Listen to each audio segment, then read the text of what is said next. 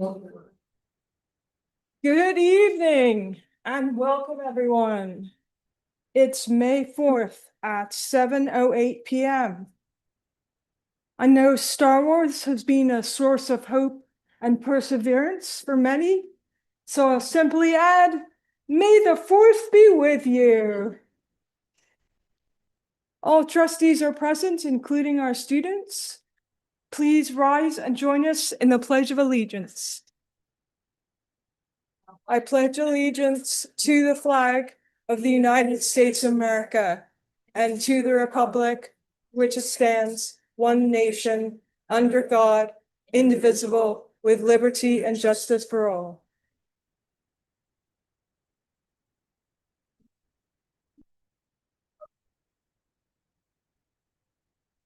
All right. Next we have approval of the meeting agenda. Do I have a motion? So moved. Moved by Catherine, second. Seconded by Esme. Let's see. I think it's Claire's turn. Claire, how do you vote? Lucy, how do you vote? I approve. Board, all in favor? Aye. All right. Then we move on to our, we had no action taken in closed session. We have our usual announcements that the open session is currently being audio taped and streamed on YouTube. Now we move on to 7.0, our students of the month. So we will start out with our students of the year, introduced, I assume, by Ms. Oh, she here? Oh, okay. So we start. Oh, Mr. Florundo, I'm sorry. Mr. Florundo is introducing our Freestyle Academy students of the year, Jack Clark and Jerry Liang. Welcome. Thank you. Oh, that's wonderful. You have props. Awesome. You can stand right here.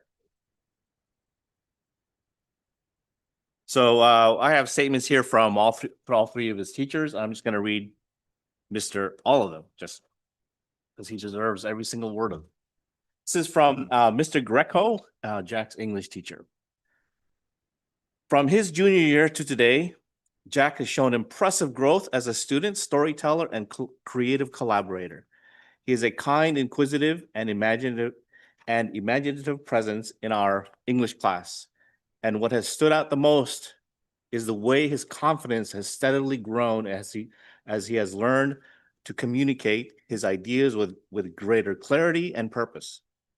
This is why we've given him the Most Improved Award, basically. In his projects, such as his documentary on the closure of the buffet restaurant Sweet Tomatoes, his explorations projects, presentation on storyboarding, including how he used this process in his cool Lego stop motion animations, and his original fictional writing, Jack has developed not only a stronger creative voice, but also a greater willingness to revise, reflect, and push his ideas further, push his ideas further. Most recently, his work on the world building project showed how much he has advanced as a collaborator and a creative thinker, helping his group shape an ambitious story world while drawing on research and feedback to strengthen its vision. Jack's increasing confidence, creativity, and commitment to improvement have made him a pleasure to teach, and he truly exemplifies the spirit of the Freestyle Award for Achievement from Mr. Jason Greco, English teacher. Mr. Cho is Jack's animation teacher.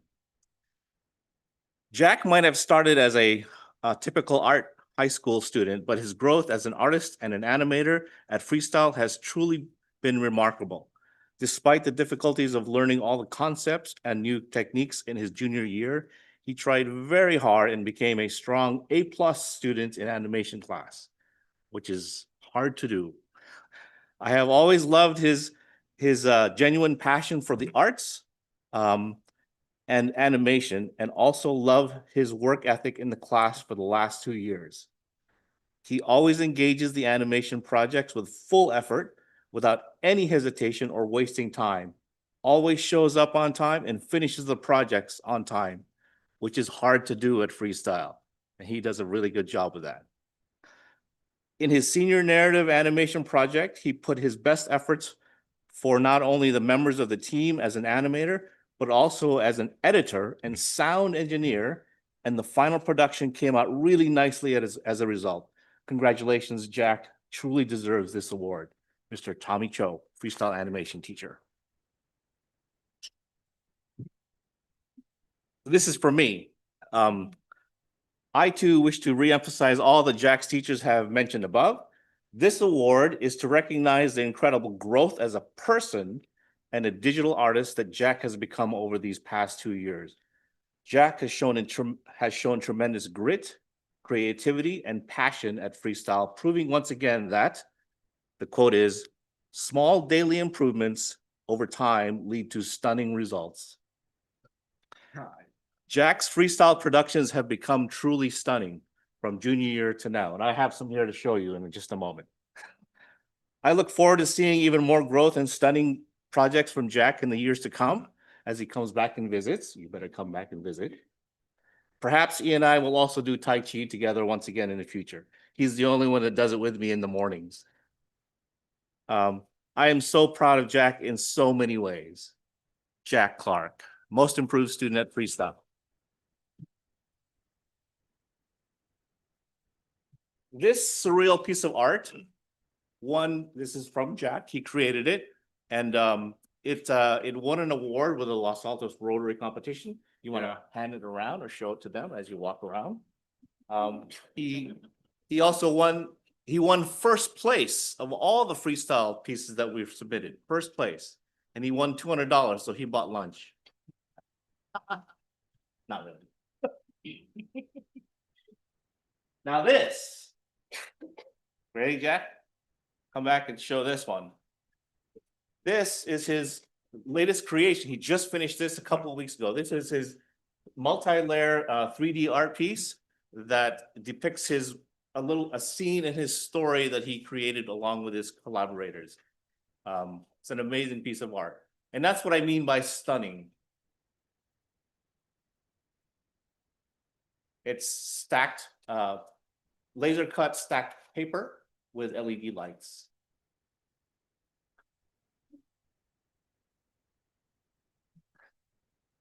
So, Jack Clark, most improved student at Freestyle Academy. Stand right here, Jack. You're gonna answer some questions.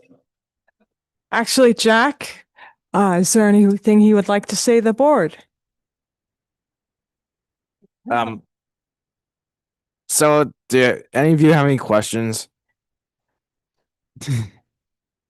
Yeah, so actually, we're doing a different format. If you have anything to say, we let students say what they would like to say. Do you want to introduce any family members here? Yeah. That's my mom. She's recording me. Well, would you like to say more about your art pieces? Since you just showed them, but would you like to talk about them? Well, some of them took about me a few weeks to get done. This. Yeah, I would love to know how this was The created. meaning behind it. You should talk about what this means. Yeah. If you wanna. So this art piece means that this hand represents a new race in the human race. Yeah. It's called a half bot. It's basically a half machine, half human. And so I'll read his artist statement. Well, why don't you read your artist statement? Read starting from right there. Yeah. So and also using Photoshop, I created this piece by combining stock images together and using techniques like quick selection, blending modes, mask lasers, eraser, and brush to mesh them into one. My group's world building project, we created a world where governments and corporations are controlling the world by manipulating the population into thinking that the planet has become a much better place, when in reality, the whole environment outside is being vaporized. Wow, Jack. Okay. I'm not done yet. I'm not done yet. Okay. Yep. The main message is.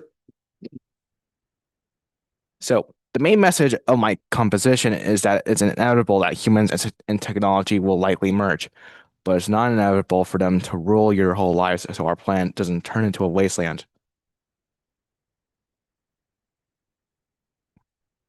So my world building research focused on how deforestation can negatively affect the world through false solutions. The composition is represented through the background, the wormhole, sorry, the robotic arm, and the mysterious face in the background, all of which represent a future that will happen in 300 years from now. In my piece, the conflict between our characters and our story world in my real world research topic ties to how that technology will get worse over time if we let them rule our lives. I found that being able to use Photoshop to create visual composition made me realize how beautiful it is to use several images to make an artwork. Using tools helped me do so. So when I look at others' surreal art, I love the effort they put into it and how they can represent the complex themes that are hard to explain. Thank you. All right, now it's photo time. Bring your family up. Family members, come on up. It's only my mom. That's okay. One right there. Thanks.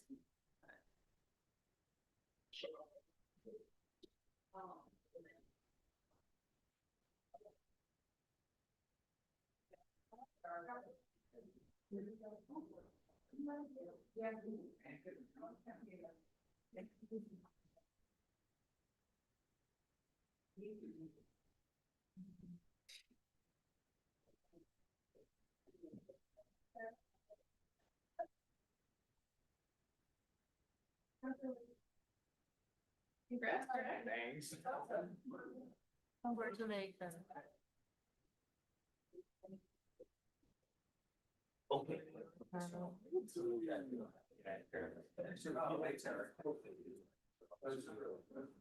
All right, Jerry, come on up. Awesome. You stand right there, front and center.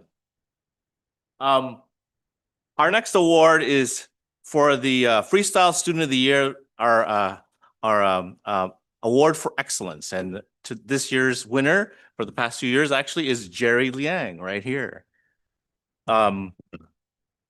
So I'm going to read Mr. Greco's statement. Ms. Parkinson, are you here? Oh, there you are. You're going to read your statement and I'll read mine. Right. So this is from Mr. Greco, Jerry's English teacher. For 2 consecutive years, Jerry Lang has brought consistent excellence, open-mindedness, and community commitment to our English class and campus culture. He is a sensitive listener who pays close attention to the ideas and the needs of others, and then takes the initiative to reach out, offer help, and make his classmates feel supported. In reading discussions and writing workshops, Jerry's feedback is consistently insightful, encouraging, and grounded in genuine respect. These strengths were especially evident during our recent world building project, where he worked closely with 3 other classmates to co-create a story and pitch presentation for a Western film titled No Man's Land. And I have a little piece of artwork that we'll show you later from No Man's Land. As a writer who is willing to take risks, Jerry has experimented with forms ranging from creative personal essays to magazine article writing to poetry, embracing the writing process with integrity, curiosity, and diligence. I am grateful to Jerry for he has strengthened our creative learning environment and enriched the freestyle community. I know his peers will also be sincerely happy to know he's received this award. Jason Greco, freestyle English teacher for Jerry. Come on up, Leslie. This is Leslie Parkinson, our design teacher at Freestyle, which Jerry is a design student. Yes, he's my student. Okay, so within the first few weeks of Jerry's junior year, I was like, who is this kid? This kid knows all this stuff. I mean, it's great because as a junior, a lot of times they come in and they don't know very much, but he was already helping people next to him. I knew Jerry was going to be a stellar student. What I didn't know until a few weeks later is that he would be such an amazing help to anyone who needed additional help in the class. Always volunteers his time, always helps. But then to top it off, he started designing posters for freestyle events, all on his own, volunteering. Whoops. And did an amazing job. He even just did one. I asked him last week if he would do something for design recruitment, and I received it this morning. So he's still going strong. Let's see. Jerry has been a great attribute to design, and I'm going to miss having a teacher's assistant next year. He is very deserving of this award, and I'm extremely proud of him. That's it. Thank you. And I wrote this about Jerry. Jerry is a model student who embodies everything we celebrate at Freestyle. Visual literacy, he's visually literate, he's technologically literate, he's creative, he's self-directed, highly productive, he's a team player, he's collaborative, socially and civically responsible, and he takes risks. Those are all the things we kind of embed into our projects at Freestyle, and he does it all really well. Jerry cares very deeply about Freestyle and our community here. Something very obvious from the start of his 2-year journey with us. From day 2, I noticed it. I was like, wow, we're lucky to have him. We have been incredibly lucky to have Jerry at Freestyle. We predict a very meaningful and a rewarding future for him. We are very proud of Jerry. Now, I have some works for him. This is his junior work. That was made by one of my friends. But it's okay, you can show that. Maytal made that. Oh, yeah. Yeah. And then here's another one you can walk around. I'm just walking up. Yep. And explain the wood piece. All right. Okay. Here. Oh yeah. Okay. I'll say it. Okay, so this is my wiki. In English, we wrote a story. So it's for context. It's about world building. So we all like created our own world, like our narrative, where there's like characters, and then specifically for my story, it's like these people are like trapped in like a mine tunnel, and they're like trying to escape. So for this piece in digital media, I worked with wood. I created this layered wood art of this tunnel, so you can see it over here. And then yeah, so in this tunnel, you can see there's a person on a mining cart, and then there's like the layers create like the feeling of like tunnel and like depth and everything like that. So I can walk around. And then this one is a jellyfish that one of my friends created, and then they had me actually come to Freestyle and help get this created for a gift for Mother's Day for their yeah. Hey, Bob, can I ask you to go to the bottom of this document and click on his website link? And I wanted to show this because he just finished this over the weekend, and this is amazing. So every student at Freestyle has a web page, a website, and he went above, way above and beyond. And you'll see. Oh, sorry, go back one. Yeah. So what I want you to do, Bob, is just drag around. Just click and drag. Just don't click on it. So this is a 3D model that well, you tell him about it. Yeah, well, okay, I finished like 2 days ago, so I was bored and I made a 3D model, and I figured out how to put it on a website. So yeah. This is the first of ever. Usually it's just a static page. People look at it, it's very flat. But the fact that he made the 3D model and now it's part of his webpage, you can interact with it. That's very original. Nobody's ever done that at Freestyle in 20 years. So We made history. he made history. That's why we're very proud of this guy. He's setting the bar pretty high for everybody. Everybody's gonna hate you next year. But really, seriously, he's been an incredible student for the past 2 years. Where are you going next year? Case Western Reserve University. I actually did get waitlisted at UC Davis in Irvine, so I'm hoping I can go there. But There you go. okay,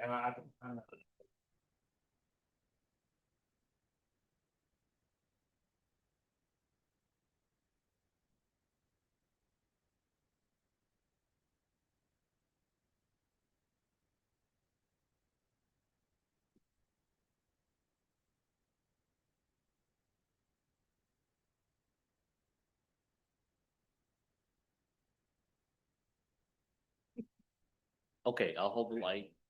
I guess it's questions time. You guys are asking. Well, Jerry, what amazing work. And you already spoke about some of your artwork. Would you like to say more to the board?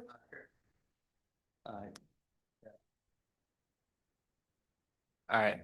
So thank you for inviting me here. Very proud to be here. And I also thank Freestyle Academy for providing me like this opportunity to just like grow with art and technology. I remember like joining Freestyle like not knowing how to use a MacBook. Like it was my first time learning, and then now I like know all these software, and I don't think I could have learned this anywhere else. Like even with a bunch of YouTube tutorials or anything like that, or ChatGPT. But like I feel like I had like a really fun time like learning it here and also making projects here, and then like using like digital software to like make like physical software like the wood art physical projects like the wood art I just showed you. And yeah, any questions?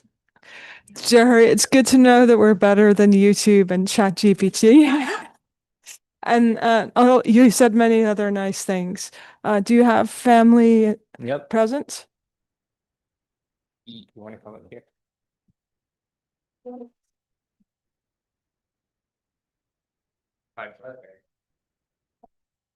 years.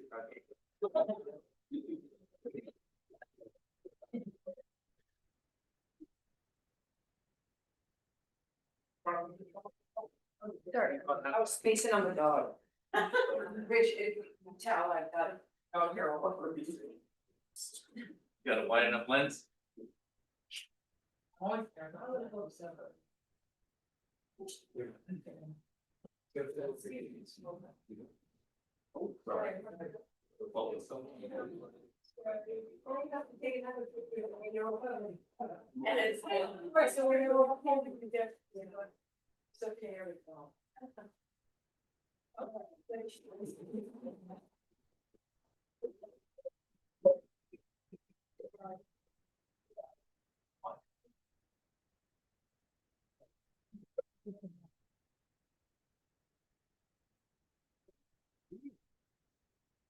All right. Next, we'll have Lucy introduce James Taylor, who was Los Altos Students of the Month for April, but couldn't make the April meeting.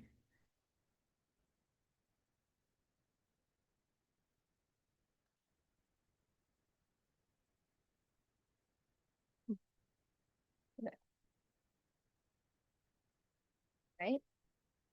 Good evening, everyone. It's my pleasure to introduce this month's Student of the Month, James. What stands out most about James is not just how much he accomplishes, but how consistently he chooses to give back to others. Since spring 2024, he has been an active member of the MVLA Youth Mentors, where he now serves as secretary for the second year. In this role, he helps organize and lead efforts that directly impact younger students, whether that's tutoring, supporting English language learners, or even teaching an engineering class at Mistral Elementary. His commitment shows a genuine investment in helping others grow and succeed. James extends that same dedication beyond one organization. At Beechwood School, he volunteered over 2 summers working closely with students from 1st through 4th grade. He led physical education activities, supported students academically in both math and English, and stepped up whenever he was needed. His ability to connect with younger students and create a positive, supportive environment speaks volumes about James's character. James is also a leader in athletics. As a longtime player and former captain of the MVLA soccer club, James helped guide his team for 2 seasons. Now competing with the Palo Alto Soccer Club, he has contributed to major achievements, including a regional championship and national level competition. At school, James made varsity soccer as a junior, during the program's first year competing in Division 1, and helped lead the team to a league championship this year, earning first team all-league honors. In track, James has also excelled, competing at high-level meets like the Stanford Invitational and earning all-league recognition in both the 400-meter and 4x4 relay. But beyond the awards and accomplishments, what defines James is his growth and perseverance. From earning most improved honors early in his high school career to becoming a leader on and off the field, James demonstrates that dedication and hard work truly pay off. James represents the very best of our student body. Leadership, service, and a commitment to excellence. We are proud to recognize him as our Student of the Month.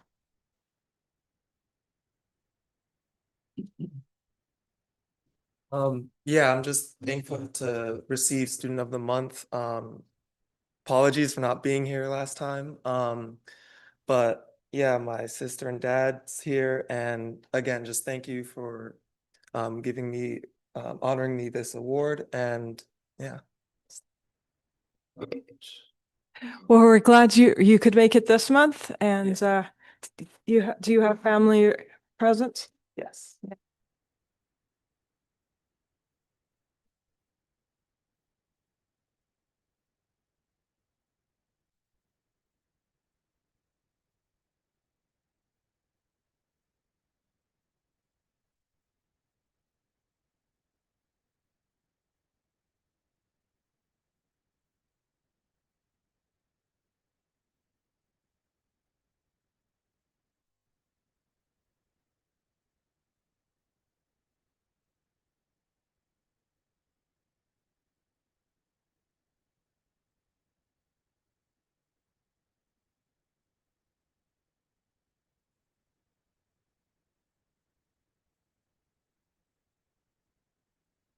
All right, next we move on to 8.0, communications.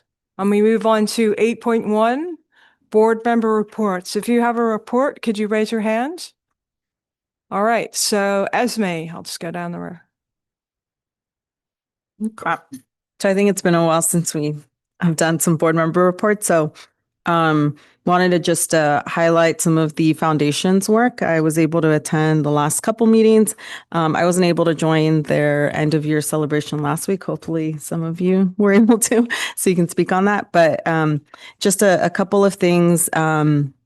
A couple meetings ago, they had some of our staff, some of our teachers come speak on the AVID program, and some of our career readiness work. And so it was really great to hear the level of career exposure that our students are receiving as part of this program in terms of site visits, the career fair. I think it's an annual career fair.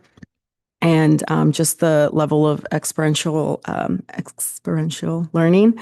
And so I thought that was, it was also really great to hear about the AVID programs growing at both comprehensive high schools. And then there was also discussions at both last meeting and then the previous one around the parent survey that they administered, and really interesting. And I have the actual slide deck if anyone's interested in looking at it. But a couple of things that really stood out was just how much parents who took the survey really value some of the test preparation, both preparation and then being able to administer the PSAT and the SAT on site, which is not necessarily something that all districts are able to accommodate. And then the other pieces were the small classroom sizes, I believe specifically in English, that are things the parents really value. And then two areas that the foundation discussed a little bit more in depth was around raising awareness around our CTE offerings, that this is still a very new concept, I think, within our community, our parent community. And our senior summer college advising. Those were ranked a little bit lower in the survey. And I think most of it is just awareness around that those things exist. So if anyone is curious, just don't mind some of my notes on here, but I'll pass it around, and that's all for me. All right, Catherine, I'm just Do you going wanna go down the road. next? Oh, you want to go now? I was just Okay. going to go down the road. All right. I would just say about the foundation is it's so nice to get a check for over $2 million from the foundation at the end of the year. They do such a good job. They have such great directors that really know how to do marketing. They have directors of the phonathon, and now they're with technology, we do text-a-thons and so on. And they do a good job at raising money, and then they have quite a heavy-duty method of picking innovation grant recipients, and then they support these things that Esme just mentioned. So we are so lucky to have such a great foundation. And then the other things that happened this month is my duties as on the board include going to DLAC and also the PTSA at Los Altos. And you'd think, well, hum ho, you go to these every once in a while, their meeting, their standard meeting. But I learn something new every day. DLAC is very, very enlightening. And the parent comments from the parents of English learners had a lot of ideas on how we could better communicate with them and help them as we help their children and educate their children. And it's interesting to go to the PTSA.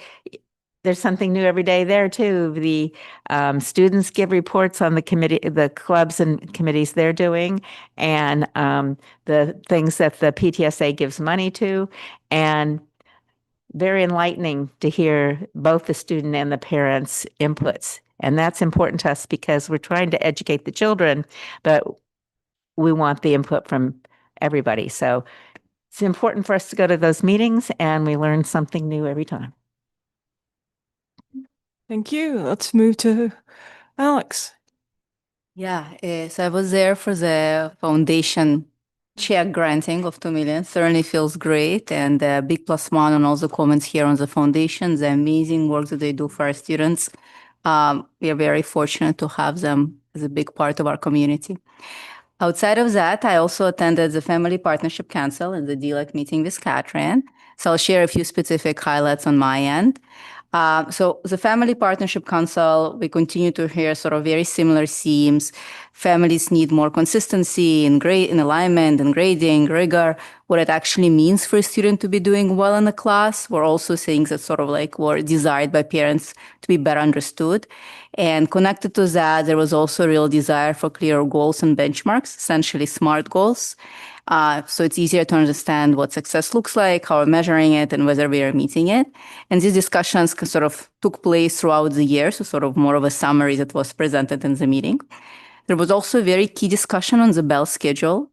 I want to actually give a big thanks to Terry and the administration and Eric for really looking at a variety of different options, very carefully weighing the trade-offs between instructional time, teacher collaboration, student experience, and really gathering a lot of input to guide that decision. It's a very big decision, and it does require a lot of input and a lot of trade-off balancing. So big thank you. And I think everyone in Family Partnership Council really appreciated the insights. And then from DLAC, so I'll sort of share additional comments to Catherine. I also found the meetings extremely valuable for the parents, also extremely valuable for us as board members to better understand that community. So another thank you to Terry and the administration for having these. And then the discussion led by the parents and their suggestions on how we can better engage with them was definitely illuminating. It looks like there are sort of multiple different meeting and touch points. And for at times challenging to attend all of them or to gather a big enough crowd for all of these opportunities. And there was a strong suggestion to actually consolidate to fewer, more accessible and more sort of engaging and lightweight and even fun meetings. I don't know if fun and meetings go together, but apparently they could. And it's likely to increase participation. I think parents acknowledged how critical the information shared in DLAC is and how they really want other parents to get access to it. But everything goes back to participation. So I think on our end to figure out how to be more creative and make it sort of like be more desired and easier to attend. And I also really appreciated that the Latino Parent Organization attended DLAC. I don't recall that happening last time, but this time they were a big presence there. spoke very thoughtfully, eloquently about the challenges that families face navigating the system, the importance of education, the strong partnership with the district. I think that was excellent, and I really appreciate that. And yeah, I think overall across both meetings, lots of things that people appreciate about the district. And at the same time, there is a consistent need for clear communication, guidance for families, sometimes around how the system works, sometimes around how students are progressing and how we measure all that and move forward. So yeah. All right, Vadim. Just a quick add-on to what Alex mentioned. I was also at the family partnership meeting. Parents very clearly indicated the value that they believe their students are getting from tutoring class from ACT, and expressed a few examples of how, in a different way, this is valuable to different students. So just wanted to acknowledge that I heard you, and I think the rest of the board members also heard you. So, and thank you for being there and being vocal about this.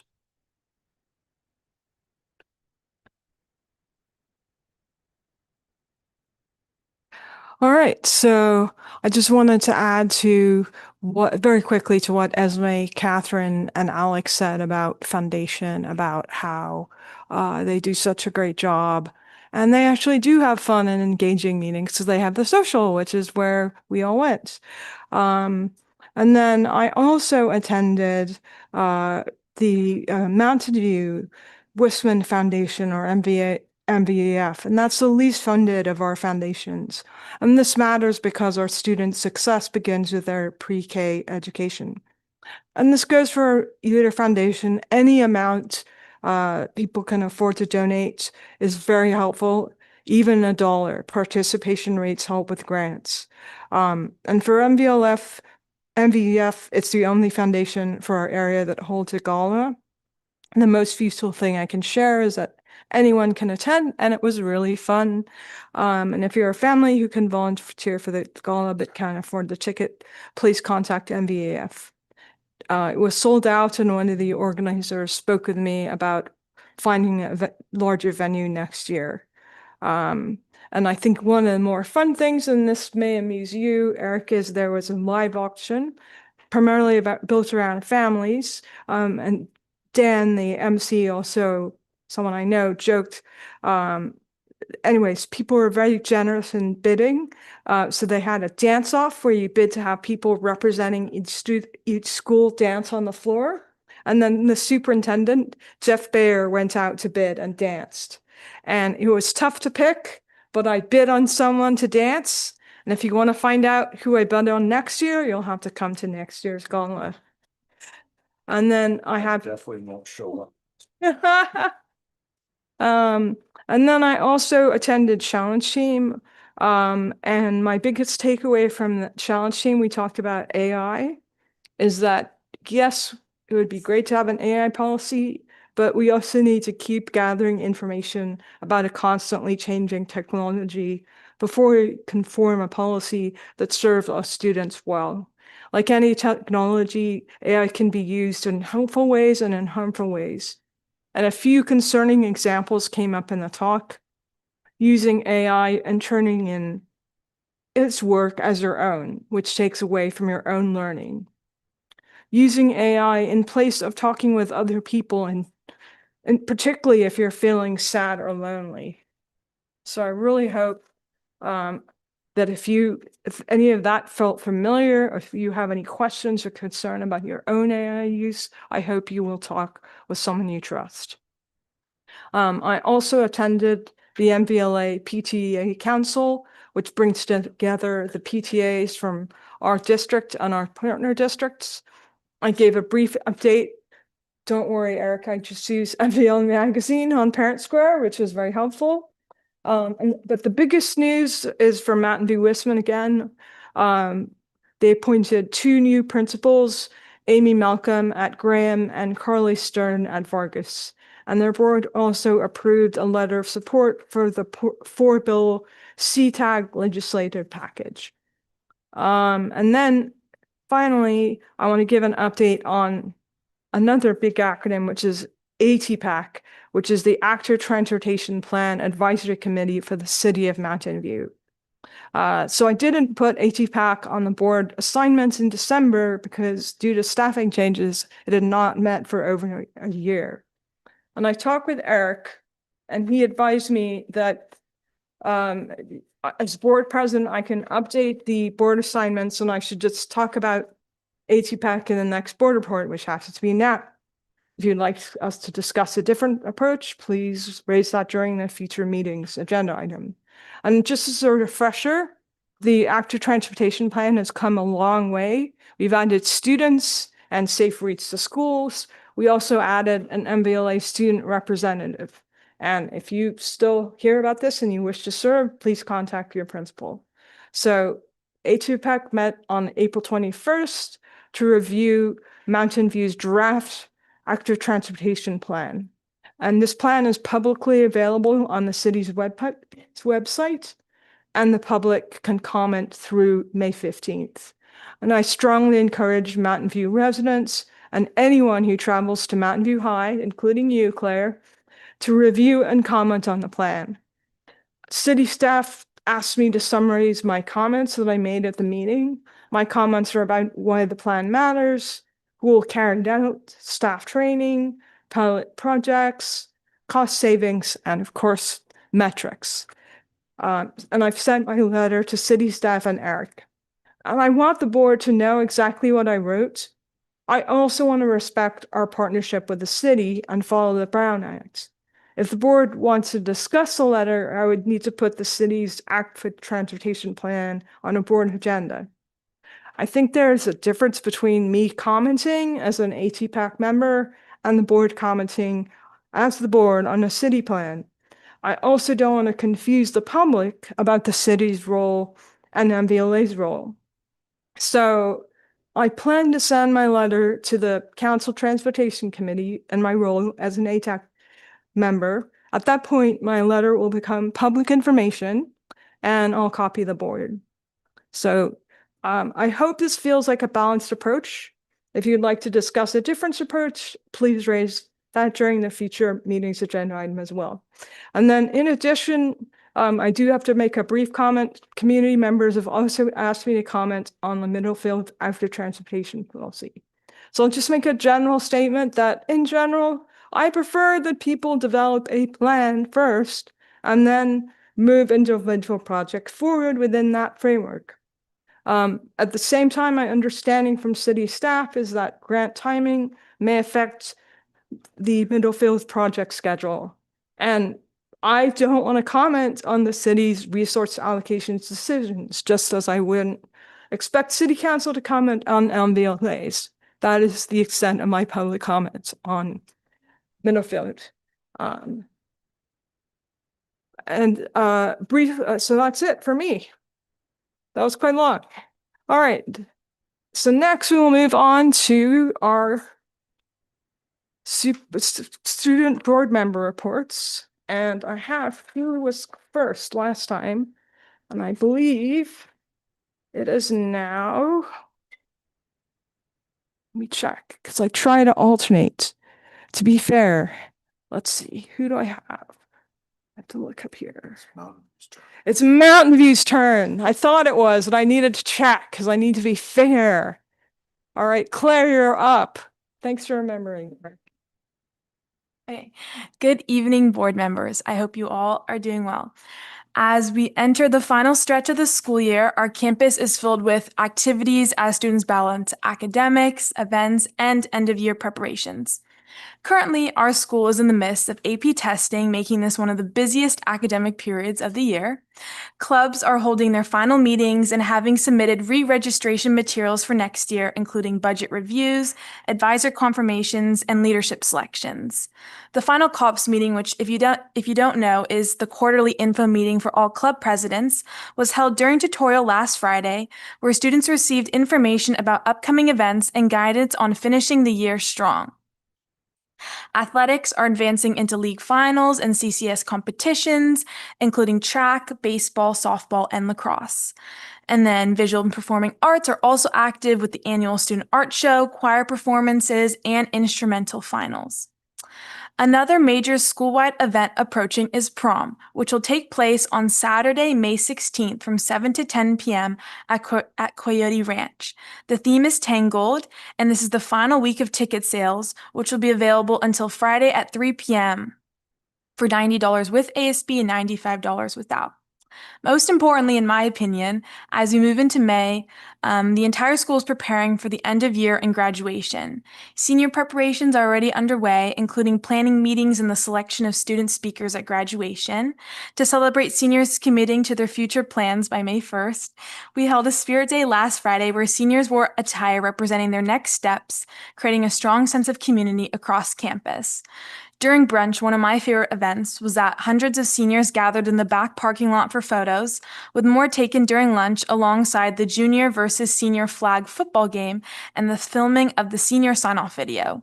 This video, shown at the end of the year rally, features each senior signing the camera lens as a memorable send-off. And finally, across campus, preparations are underway for the end of year Spirit Week and rally on Monday in 3 weeks, with details to be shared soon about the specific dress-up days on Instagram. Thank you for your continued support of our students and school community, and we look forward to closing out the year by celebrating their accomplishments. All right. Thank you, Claire from Mountain View High. Does the board have any questions for Claire? All right. Seeing none, we have Lucy from Los Altos High. Hi, everyone. I'm excited to share a few updates. So, like Claire mentioned, at this time, AP exams are now in full swing. So students across campus are demonstrating their hard work and preparation. Over the past several weeks, classrooms have been focused on review and skill building, and it's been great to see students approach exams with focus and determination. We're proud of the effort they put in and wish them continued success throughout the testing period. In addition to this academic focus, our student community leadership class recently hosted an Eagle Recharge Week, centered on supporting student wellness during a busy and often stressful time. Activities included a pajama day, interactive games, and small giveaways, all designed to help students relax, recharge, and feel supported. Events like these play an important role in maintaining a positive school climate and reminding students to take care of their well-being. Another exciting event was the dance team's annual dance showcase, led by our wonderful dance teacher, Ms. Oliver. Together, all three of the dance classes created a beautiful and engaging showcase of their talents through the Midnight in Manhattan theme, with students participating not just as dancers, but also choreographers. I myself went to this. It was very, very fun. Looking ahead to the post-AP exam period, our ASB is preparing to host their annual dodgeball tournament, a highly anticipated event on campus. Teen signups are currently underway, and students are already showing excitement as they organize teams and get ready to participate. The tournament provides a fun and inclusive way for students to stay engaged and celebrate the end of a demanding academic season. Overall, it's been a busy time on campus with students balancing rigorous academics alongside opportunities for connection and school spirit. Thank you for your continued support. Thank you, Lucy. Board, do you have any questions for Lucy? All right. Seeing none, we'll move on to our superintendent's report. Okay, decision day has come and gone, and our seniors are now fixed. I just want to say that 99% of the decisions made are exactly the right decisions, and that 1% can be fixed, no problem, in the next coming years. So don't worry, everything's going to be fine. It's not right, Claire. Absolutely. Next week, we're looking at our Staff Appreciation Week, the MVLA Staff Appreciation Week, with our district-sponsored breakfasts on Tuesday at Mountain View and Thursday at Los Altos. Both are starting at 7:15.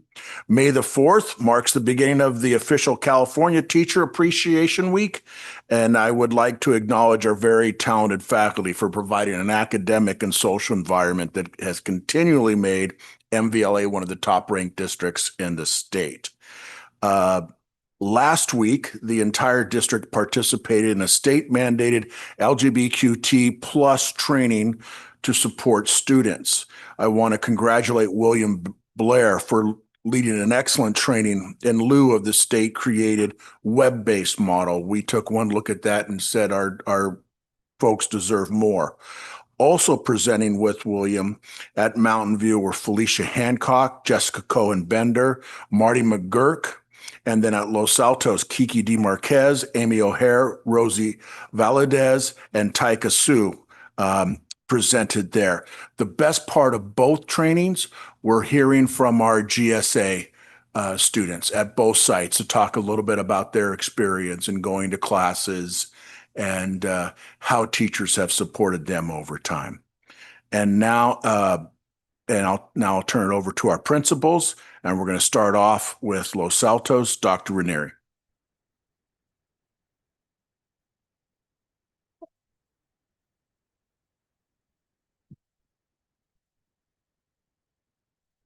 Good evening. Okay, we'll start with school highlights.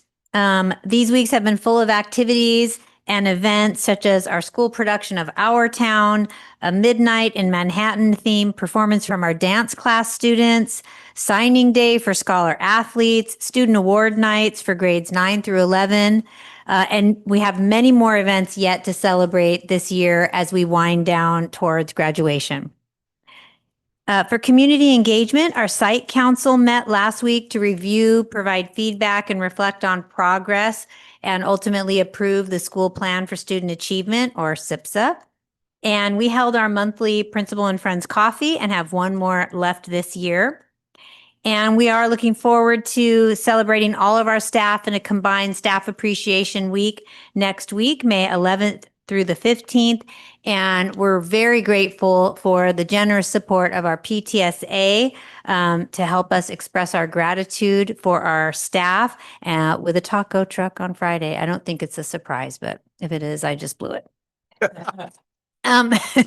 For teaching and learning, over the next 2 weeks, Los Altos High will have 1,247 students taking 3,444 AP exams. That's why it's a big deal. That's why it's been mentioned twice tonight. We know that it's been a whole year of preparations for our students to get to this point, and we know they're well prepared by our teachers to do their best. In terms of student well-being, our Wellness Center had a great couple of weeks engaging in activities that connected students to our environment, from rock painting to planting succulents. These social emotional lessons help students practice mindfulness and being present while they conducted these activities. And as we move into May, we're excited about our final events that we'll be hosting in the Wellness Center as we wrap up the year. We have the papel picado, or perforated punched paper, and it's a traditional Mexican folk art composed of intricate and decorative designs cut into colorful paper that can be arranged as banners or garlands. Thank you. From Mountain View, Dr. Glazier.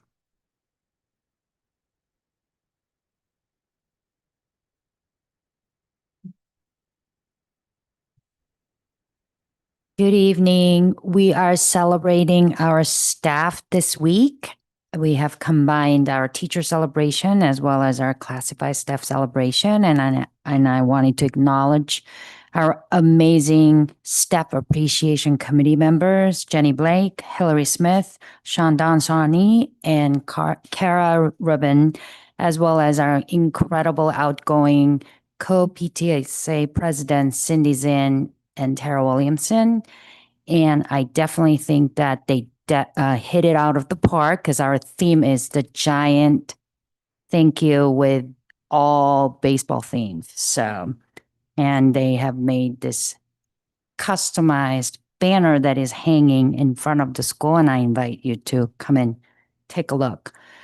In terms of academics, I think we have fewer tests than Los Altos at 3,385 AP tests. And I echo what Dr. Ranieri said.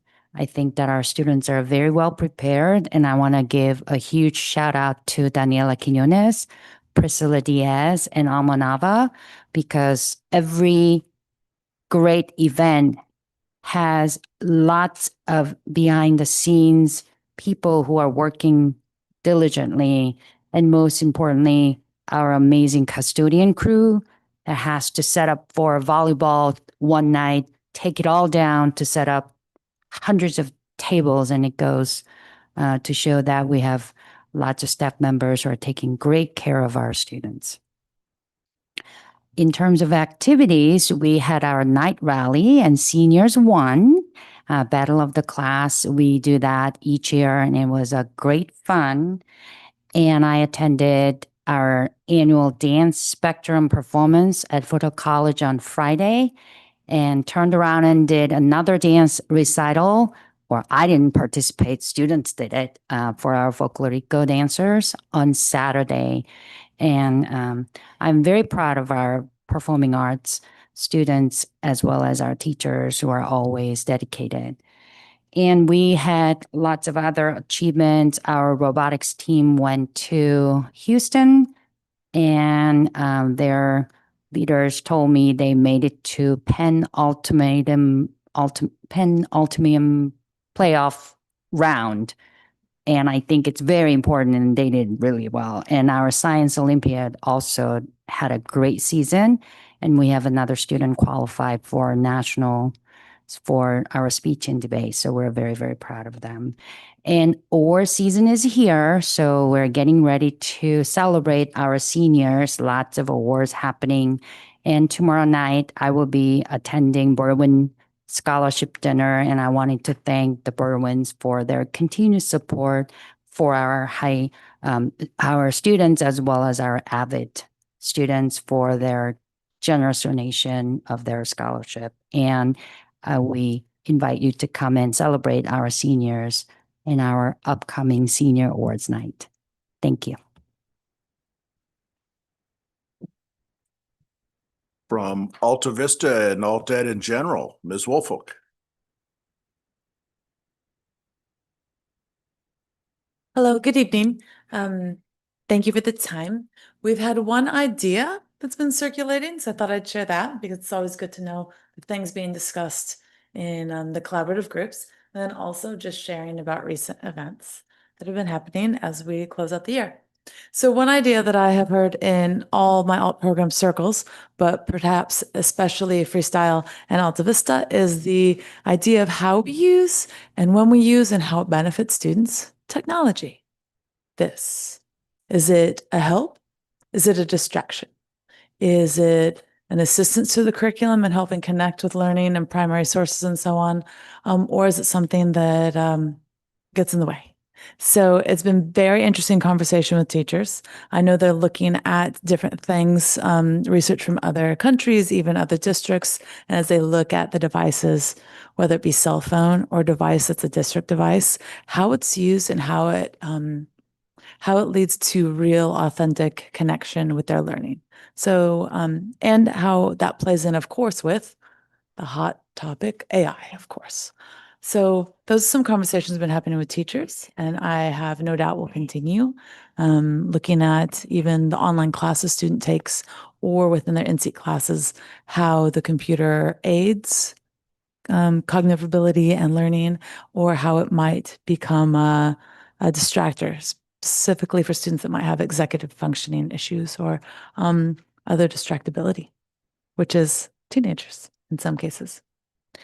Lots have been happening on different campuses. I want you to keep an ear out for something such as, I think Mr. Flo commented on Freestyle Exhibition is coming, as well as graduation. So that's exhibition typically the third week of May. We have closing activities for Alta Vista as well. And we had Express Your Culture Week, which was student planned, and special thanks going to a number of community organizations that took part in Express Your Culture Week. This was 2 weeks ago. We had a special thanks to our Alta Vista Leadership Club students planning from the start from scratch with Los Altos High School SCL leadership, who also joined us the Thursday of this week when we had the Express Your Culture Week for our World Cup theme Spring Day, which was very fun. We also had a culinary class with flag cupcakes. We had a day where Mentor Tutor Connection helped make your own shirt or bag tote by ironing on patches. That was really popular. Elevate, which is another organization that works with us, sponsored and helped us with a loteria and piñata and other things that all students were really excited about. And then we also had special thanks to two organizations that helped sponsor us and joined us the day of the Spring Day on Thursday, along with SEL, League of Women Voters, as well as West Valley Water Polo helped sponsor. And actually, I want to say thank you for letting me do a back and forth at the very start of this meeting. League of Women Voters was having their meeting at the same time, and I really wanted to see two of my leadership students. They spoke more in this presentation than I have seen them do in the last semester. So it's so wonderful to see that leadership growth and follow through. Thank you.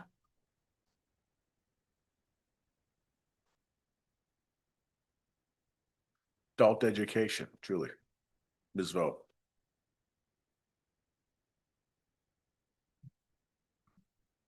Good evening. I'm excited to report that the Adult Ed Federal Program Monitoring, or FPM, went extremely well. There were no findings, and the CDE representative who visited our school actually recommended that we present at a state conference to talk about our best practices in evidence organization and submission to the state. So that was exciting. We also recently completed our WAS mid-cycle report and virtual visit, and the WAS chair, Dr. LaToya Brown, gave the school multiple commendations regarding our progress on assessment, alignment, and student support, which were part of our school-wide action plan. She praised our school's high-quality instructors and leadership, and she stated that she could not think of a single thing that we could improve upon, and was very impressed with the school's programs and services. So that was quite an achievement, and my leadership team will be celebrating at our leadership team meeting this week. And then in terms of community and partner engagement, we held our annual North Santa Clara County Consortium Member Summit. It's an annual event at Foothill College. This event brought together staff and faculty from all of the 5 partner schools: Palo Alto Adult Ed, Fremont Unified Adult Ed, Fremont Union Adult Ed, De Anza College, and Foothill College. And at this event, the Dean of Business and Finance at Foothill College reaffirmed our articulation for our accounting 1A and 1B classes. So our accounting classes count for college credit at Foothill College, which is the first articulation we've ever had within our consortium. Our classes are currently articulated with Mission College, though. And then another focus of the event is for all of the 5 schools to work towards the healthcare pathways alignment, meaning that our medical terminology could be equivalent to the community college medical terminology. And then just a quick reminder that Adult Ed's graduation will take place on Wednesday, June 3rd. Thank you to the board members that will be coming.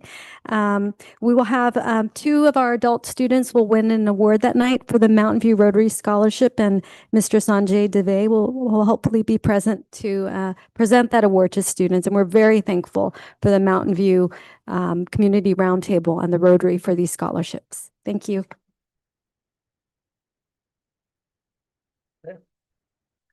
Thank you. Does the board have any questions? Vadim? I have a comment that Dr. Glazer reminded me of. So I went to the show on Thursday. Thursday is the day to go. It's mostly attended by students, from what I hear. Friday is more of an adult parent day. The amount of fanfare at that dance spectrum was amazing.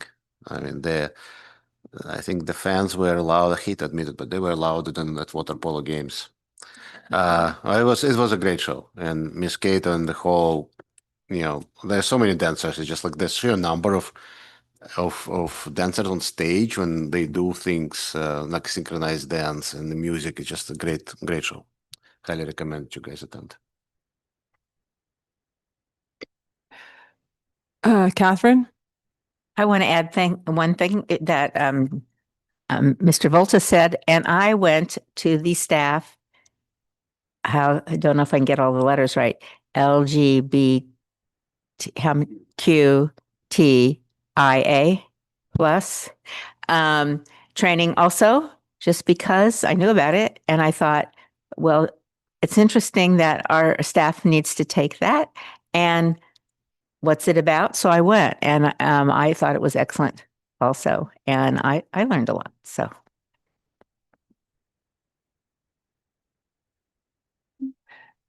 So I just have a couple comments. First of all, I've seen videos of dance spectrum from both schools, really amazing. And then second of all, I'm just so thrilled that we're doing this training by our own staff. I think it's much needed. And you know, I've heard from students and families how much we need this training. And I just want to say that if my teachers had this training when I was a student, it would have meant a lot to me. So thank you to all those teachers who attended, and I hope that it gave you some perspective on what it's like to be told that you don't exist.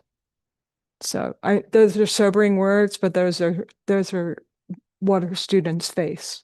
So sorry to end on a downer. So we'll move on now to, unless anyone has any other comments, we'll move on to our district organizations. I don't see anyone, so we'll move on to public comment on items not on the agenda. And so we have our Silicon Valley Clean Energy Community Grant Program. And could you introduce your name as well?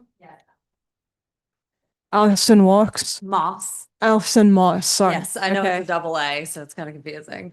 Good evening, members of the board. My name is Allison Moss, like I just said, and I'm the Community Grants Fellow at Silicon Valley Clean Energy, known as SVCE. SVCE is a public not-for-profit agency that provides clean electricity for residents and businesses across 13 Silicon Valley communities. Part of our mission is to reinvest in the communities that we serve by making clean energy alternatives to fossil fuels more feasible and affordable, which is what I'm here to speak to tonight. I share very exciting news that SVCE recently launched a new funding opportunity for schools, its Community Grants Program. The grant provides a total of $3.2 million in capital funding for community serving entities in the SVCE service territory to support all electric facilities upgrades. 2.2 million of that total is allocated to exclusively fund projects led by schools. So some example projects include removing gas appliances and installing electric heat pump water heaters and HVACs, adding solar plus battery storage to a building, and purchasing electric vehicles and installing related infrastructure. SVCE wants to make sure schools experience the health benefits and the cost savings of all electric technologies. We're also very excited to offer technical assistance as part of this grants program to help all awardees navigate project planning and implementation. There is no match funding required to apply. Additional details on eligibility and project requirements are listed in the grant application, which can be found on the SVCE solicitations webpage at svcleanenergy.org/solicitations. I encourage you to please forward this information to your schools, and if you have any questions, feel free to email solicitations@svcleanenergy.org. And applications will be due July 22nd, 2026. We at SVCE appreciate all the work that you do, and we look forward to continuing to support the schools in our community. Thank you all so much. Thank you.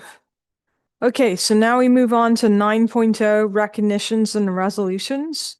These are our two big ones. Staff are the heart of what we do. And we could pass this resolution every time, I think. Anyway, so our first resolution is our resolution recognizing Classified School Employees Week. I don't know why it's not a month. That's what I always say each year, but It's a week.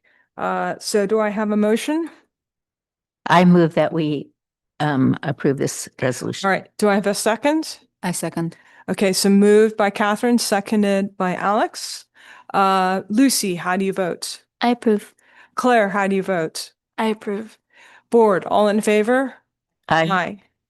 Okay, so next we move on to 9.2, which is recognition of Teacher Appreciation Day. Again, not sure why teachers only get a day and other people get a month, but that's the resolution. State says so. All right, California Ed Code. Okay, so do I have a motion? I move that we approve this resolution, and we should every day, like you said. Okay, do I have a second? I'll second. Okay, moved by Catherine, seconded by Vadim. Claire, how do you vote? I approve. Lucy, how do you vote? I approve. Okay, board, all in favor? Aye. Okay, that's 5-0. Okay. So next we move on to our 10.0, which is our presentations. I'd just like to give the board a brief reminder that, in our draft workshop and our draft handbook, we agreed to treat presentations as brief informational reports with questions held until the end. And we can share any feedback on the approach later tonight. All right, so I think who's presenting is Ms. Wolfork, is that correct? No, it's Mr. Ferrande, sorry. Okay. I keep not seeing him because he's Yeah. hiding. You're hiding. Come on out, come on down. Yeah. Like the Price is Right. Good evening. My name is Leo Ferrando. I'm here to give you a report on freestyle. First of all, thank you so much for the support you've given us for the past 20 years, since 2006 when we first started. Freestyle has been successful because of the support you've given us and the vision that you've given us, and we try to live up to that vision every year. I'm going to go through these pretty quickly. Some highlights of what's happening at Freestyle. We are so in love with the new facility that we have. It's only 3 years old. Let's go to the next slide. It's one of this is our studios that we have. I'm headed Put it in. That's the alcohol distilled. It's headed straight to my skin. It's coming good. Leaving me down. And I've got this shame in my legs. We have a lot of Shaking. We've had guest speakers coming in the past, I don't know, 2 months or so. The first one this year was Adam Gallus. He's actually a freestyle alum, class of 2019. He went on to study animation at LMU, and now he's actually in the industry now as a visual artist. He creates background environments for video games that you may have been playing.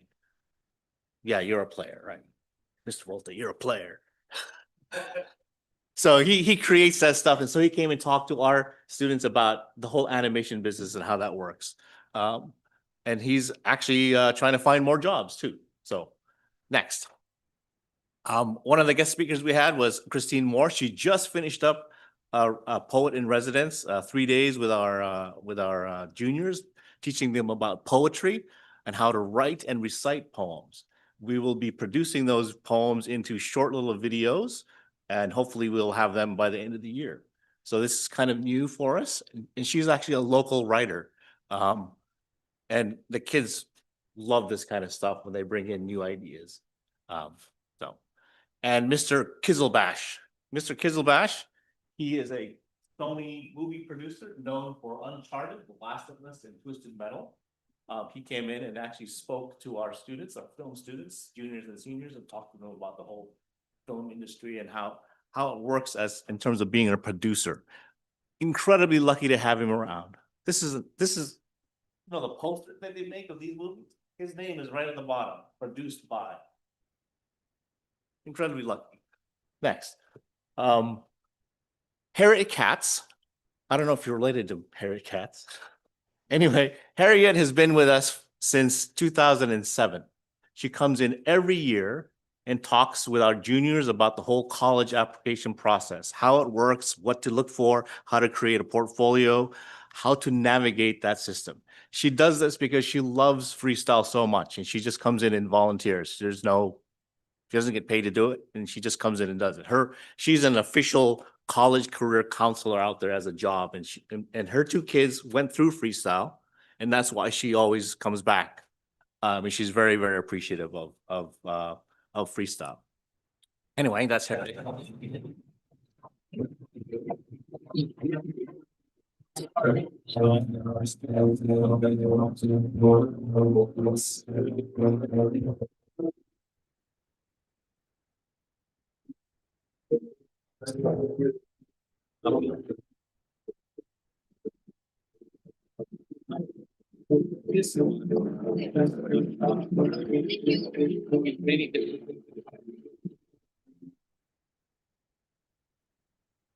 Pretty cool. This is Jax. You saw that earlier. He won the Rotary Award. I had just this weekend, another student won an award, and I'll be really excited to show you next year when this comes up again. She made a full-on gown dress made of paper, and each piece of paper had a writing on it based on how that person was feeling at the time. When I first saw it, I was just amazed. So I'll show that to you next year. Next.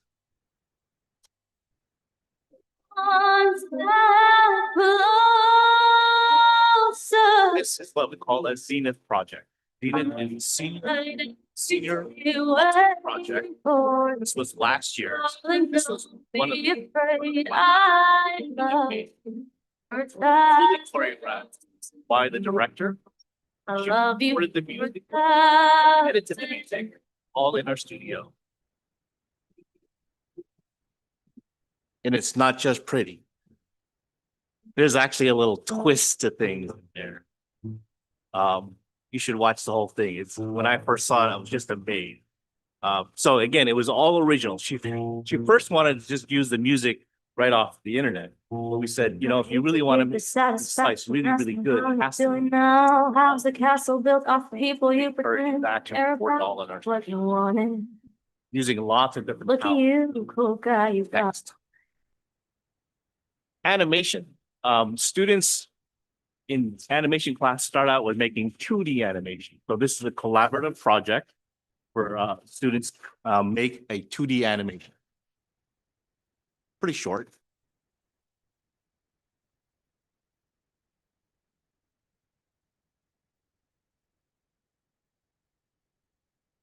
Hopefully you follow the story.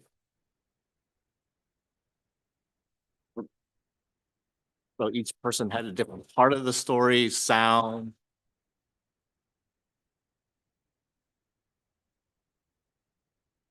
Yeah, of course they can.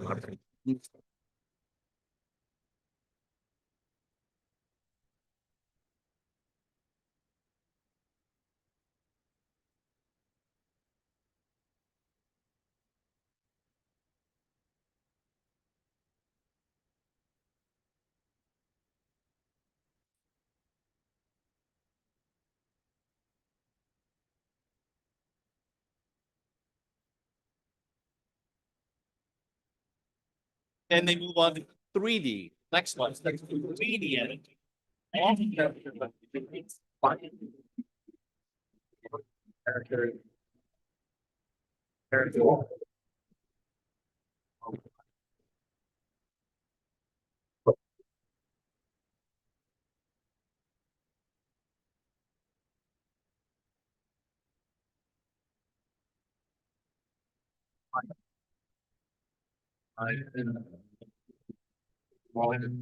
All the backgrounds and all the environment was also created by all the students.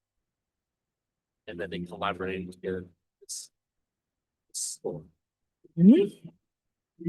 is hard. They did a really good job with it.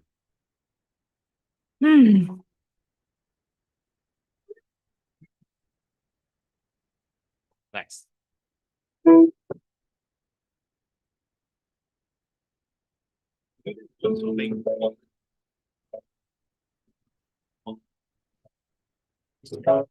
about. So they learn how to lay out. They know the text that goes behind. They learn how to lay it out and I know all of them. And we actually take it.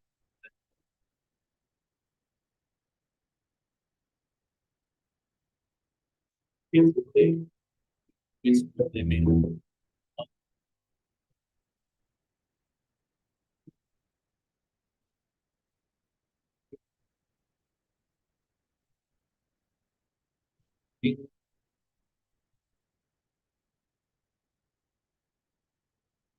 Culture.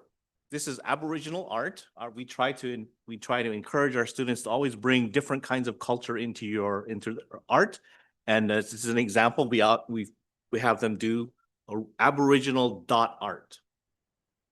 And each person has a different animal, and so they put the different animals in there and create this kind of art. It's a very interesting piece of art.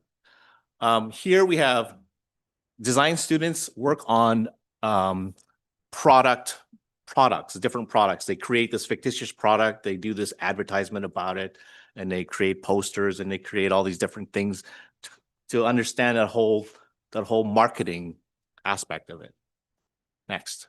They also create movie posters based on a story that their group wrote.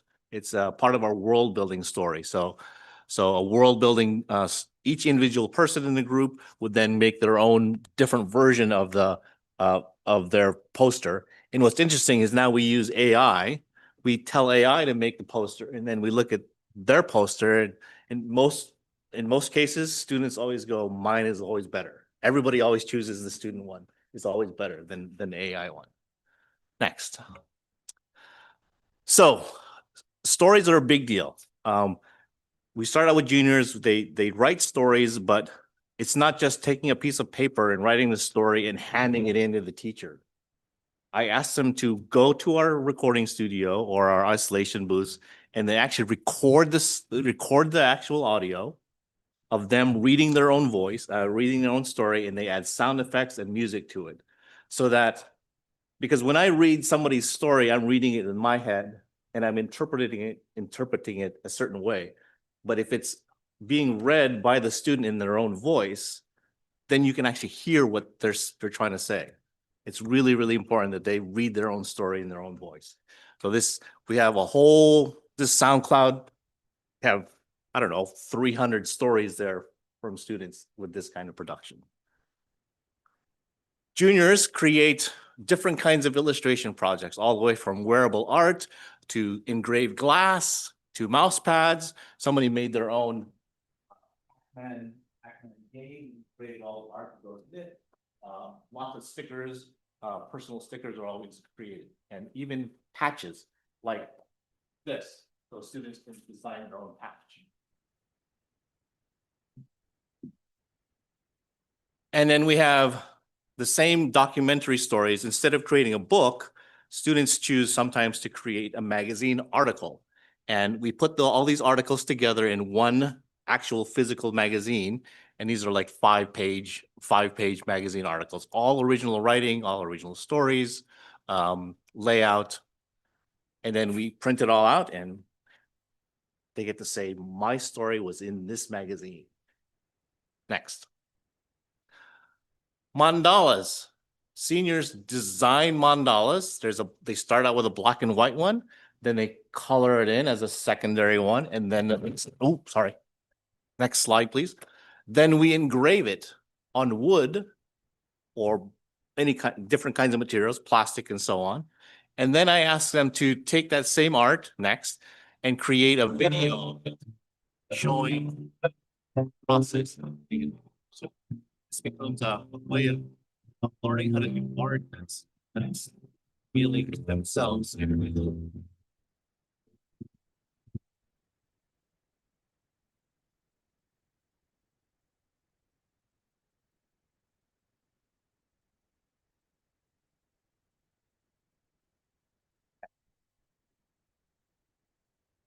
This song that you're going to hear in a second just got awarded last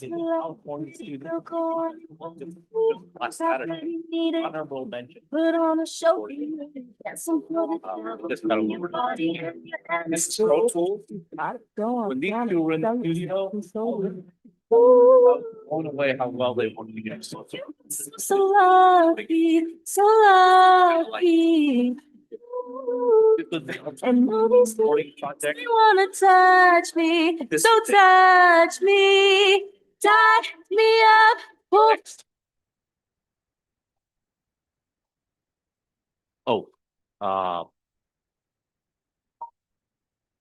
Oh, then we take a 3D. So you saw the multi-layer art projects from Jack and Eric. We also created as a visual video to show how to do 3D in After Effects. Next. So those were the stars. Freestyle, the students at Freestyle are really the stars. And I encourage you to come to our exhibition on May 21st, right on the other side of that building, from 5 to 8:30. You'll be able to see more examples of all the things that I've just been showing to you. And we have in our film room, we'll have from 6 to 8 p.m. the selection of the best films that were created this year, and you can come and watch them. All of this will also be available on our website. Our graduation is May 28th. Please feel free to come and join us for our graduation. It's a lot of fun. It's very casual. We have a barbecue. And last one is August 22 is actually our 20th anniversary. So we're planning to invite alumni back, and we're going to have a big celebration from 2006. You can see 2006, the old buildings that were there, and now we have this incredible building. And alumni are starting to sign up and saying, "Hey, I'm coming." So we have about 70 people signed up, and hopefully we'll have more come back. So a couple of challenges at Freestyle that we're trying to deal with is two things. AI is going to probably change what we do, particularly in animation. We're still trying to navigate that and how that works. And every year, our challenge is recruiting, trying to get students to join us. Then we're trying to focus on bringing more Los Altos students here. It's just a very difficult thing to do. So those are the things that are on our radar. Thank you very much.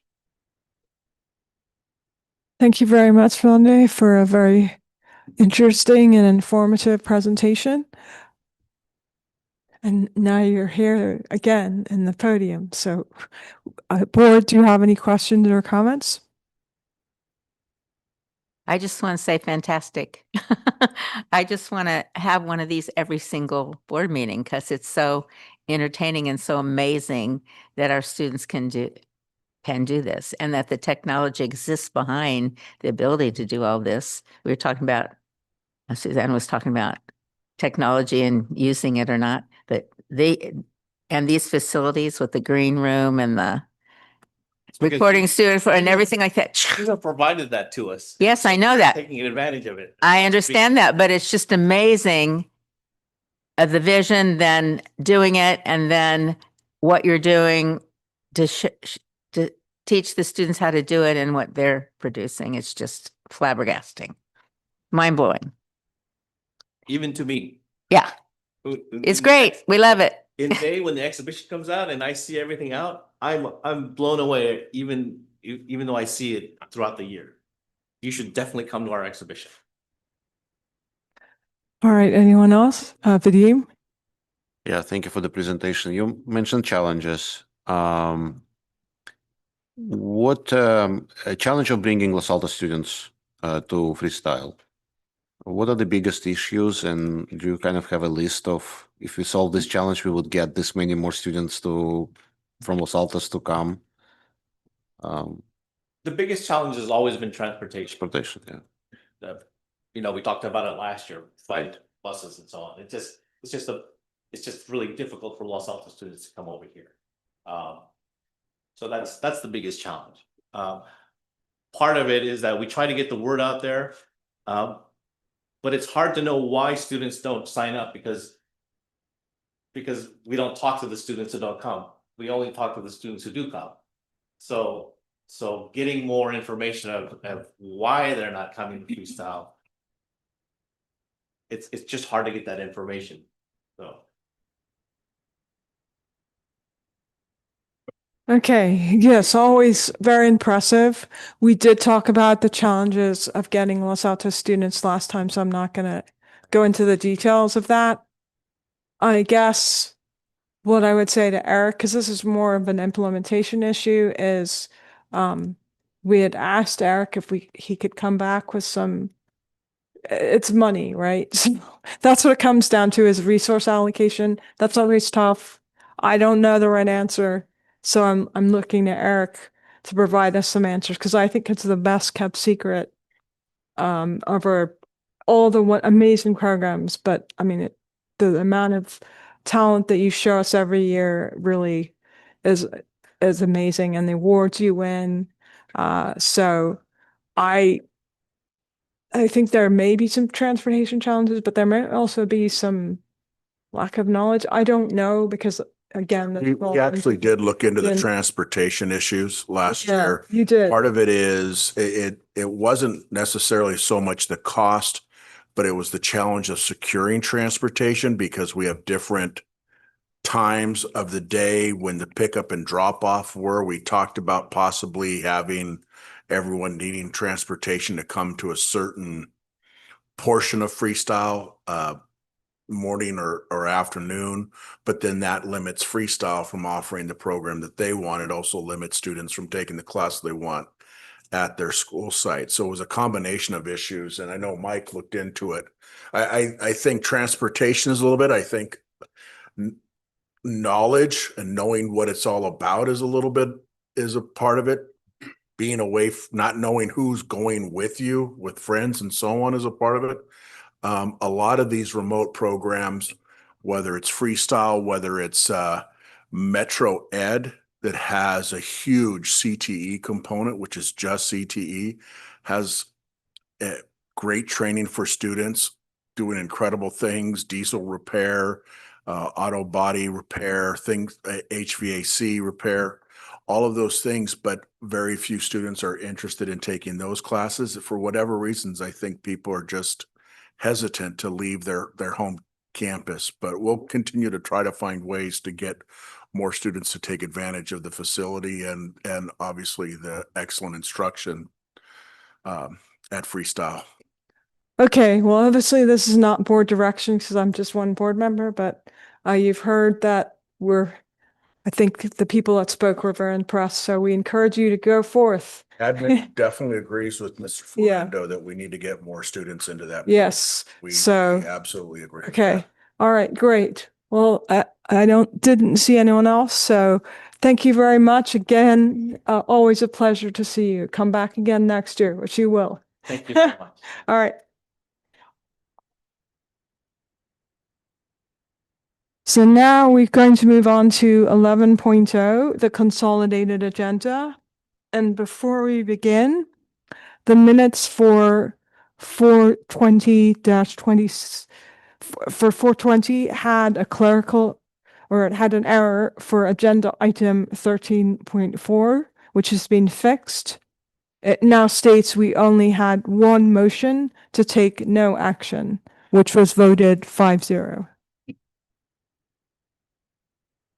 So having clarified that, does anyone wish to pull any items from the consolidated agenda? Vadim? I'd like to pull 11.8.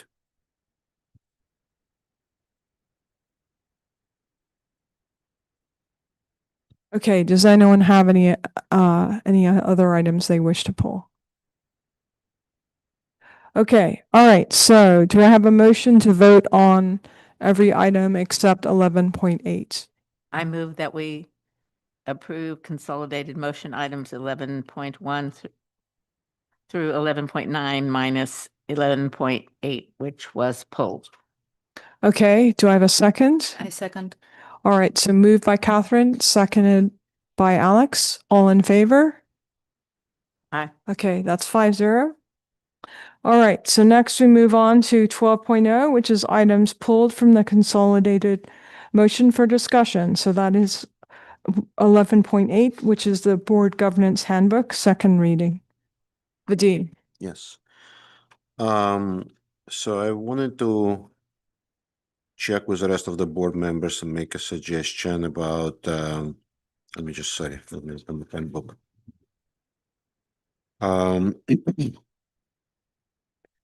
About an item, placing items on the agenda.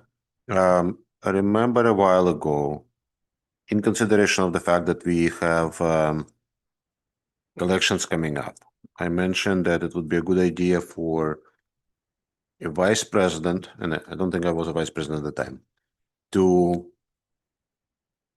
begin participating in some of these discussions so that to potentially have a continuity.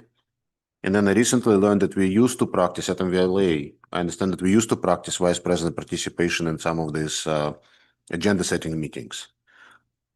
But the handbook specifically refers to the board policy that says that only president and the superintendent are setting the agenda items, which leaves the rest of the board with the only opportunity to either solicit an agenda item and if not, accommodate it to bring it up as in a 13.1, I believe.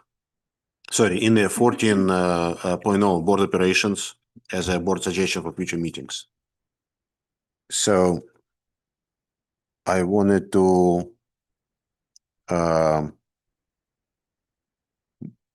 motion or see if the rest of the boards are comfortable with sort of further solidifying the fact that only the president and the superintendent are going to set the agenda through the handbook, or would you guys like to discuss other opportunities? Does it, I need to find that paragraph again. Does it say only? Does it say the word only? If it doesn't say president, it says the president and the superintendent. well, then it's not only. So if our board or our, as a group decides we want another person to participate too, there's no harm in having an additional one. It doesn't say you can't do that. Many boards only have the two. Only, I mean, do go by the precedent of having superintendent and the president, but in the past, some of our boards have had the vice president participate too. So I don't know that it has to change here or in the policy, but if we want to consider requesting Eric and the president to include the vice president from henceforth, we can say that we want that to happen. I'd love to add, I'm a little surprised it's not happening now because I'm pretty sure that last year Esme and Tida have done this together. I'm curious what drove the change. So Vadim, you're not included in this? No, I'm not. What's the reason we made that change? We started that, but we didn't do it the full year. I think part of this was our discussion around whether we were going to continue TWOFers or not, because that's what it ended up serving as. And then when we decided that we were going to meet individually with Eric, then we stopped doing that. So we didn't do it the full year that I was president and she was vice president. And I think it's because I think we collectively decided we do individual meetings. Interesting. I was under the impression this is the whole crux of the role of the vice president. If that's not happening, what does the vice president do? Fills in when the president's not I mean, able to. I can tell you nothing different than the rest of you, with the exception that if the president cannot fulfill their obligation, then I expect the vice president must step in. Which has happened. Which hasn't at happened. time. Not just No. last year. When I was Right. vice president, I also filled in for Sanjay a few times. But what I didn't know is that one-on-ones with Eric influenced the change. Like I wasn't aware that you I guys also were didn't meeting know. until recently. So like I didn't know that one-on-one with Eric was a trade-off for not participating in setting in the agenda setting meetings. I can just say as from experience, because I've been here almost 8 years, always before we have had both. the president and the vice president. I think And there is, anytime I was when I was the president and when I was the vice president, we did it that way. I think there is a lot of value in that because it's more representative of the board. I'm not surprised that we make such changes without letting the rest of the board know and like at least have a discussion about it. Okay. Then I'd like to motion that we make vice president an optional and always publicize that the vice president is welcome to join the agenda setting meeting. And then we incorporate it into the, not just, so we can incorporate it into the policy, I believe. And then handbook can continue to refer to the policy. So just a point of order, the handbook has a link to the policy. And so actually we need to change, if you want to make that change, you'd need to change the policy. The handbook simply has a link to the policy. Right. That is why I linked policies that we already had. And actually the handbook is secondary to the policy. So if you actually want to change it, what we need to do is bring the policy to the board and change the policy. So if that's what you would like to do, then we can discuss that. As Esme said, when we went to, we originally did twofers and then we went to one-on-ones, and kind of the thinking of that was that if Esme and I were always doing the twofers, then it didn't allow us to have kind of one-on-one time with the superintendent, right? We were always in a Brown Act together because we were always discussing the agenda. So I think it's worth discussing that because I definitely agree with you that we need to have succession, and we also need to have an opportunity for individual board members to discuss with the superintendent. So I think it's a discussion, and I think we did discuss it last year, but I think it's always good now that we've done it for some time to discuss it again. So I think if I hear correctly, because this simply links to a policy we already have, so changing the handbook would not change the policy, and like I said, the policy supersedes the policy. Is my understanding of your request is to bring back that policy to the board and then we can discuss it. Is that correct? That is correct. Yeah, Okay. I agree with the way to do it is to change the policy and not the handbook. So given that, may I go ahead and make a motion to accept the handbook, approve the handbook, and we'll deal with that one as per the minutes. Okay, great. All right, so moved by Catherine, seconded by whom? Okay, Esme? So I made a motion, but Catherine is making a different motion. Oh, So what is your motion? my motion was to bring this policy into consideration for the board. Oh, I apologize. Yes, that But we motion can't is on make the that floor. That's not on the agenda. Yeah, we can't make that motion. You can bring it up in future agenda items.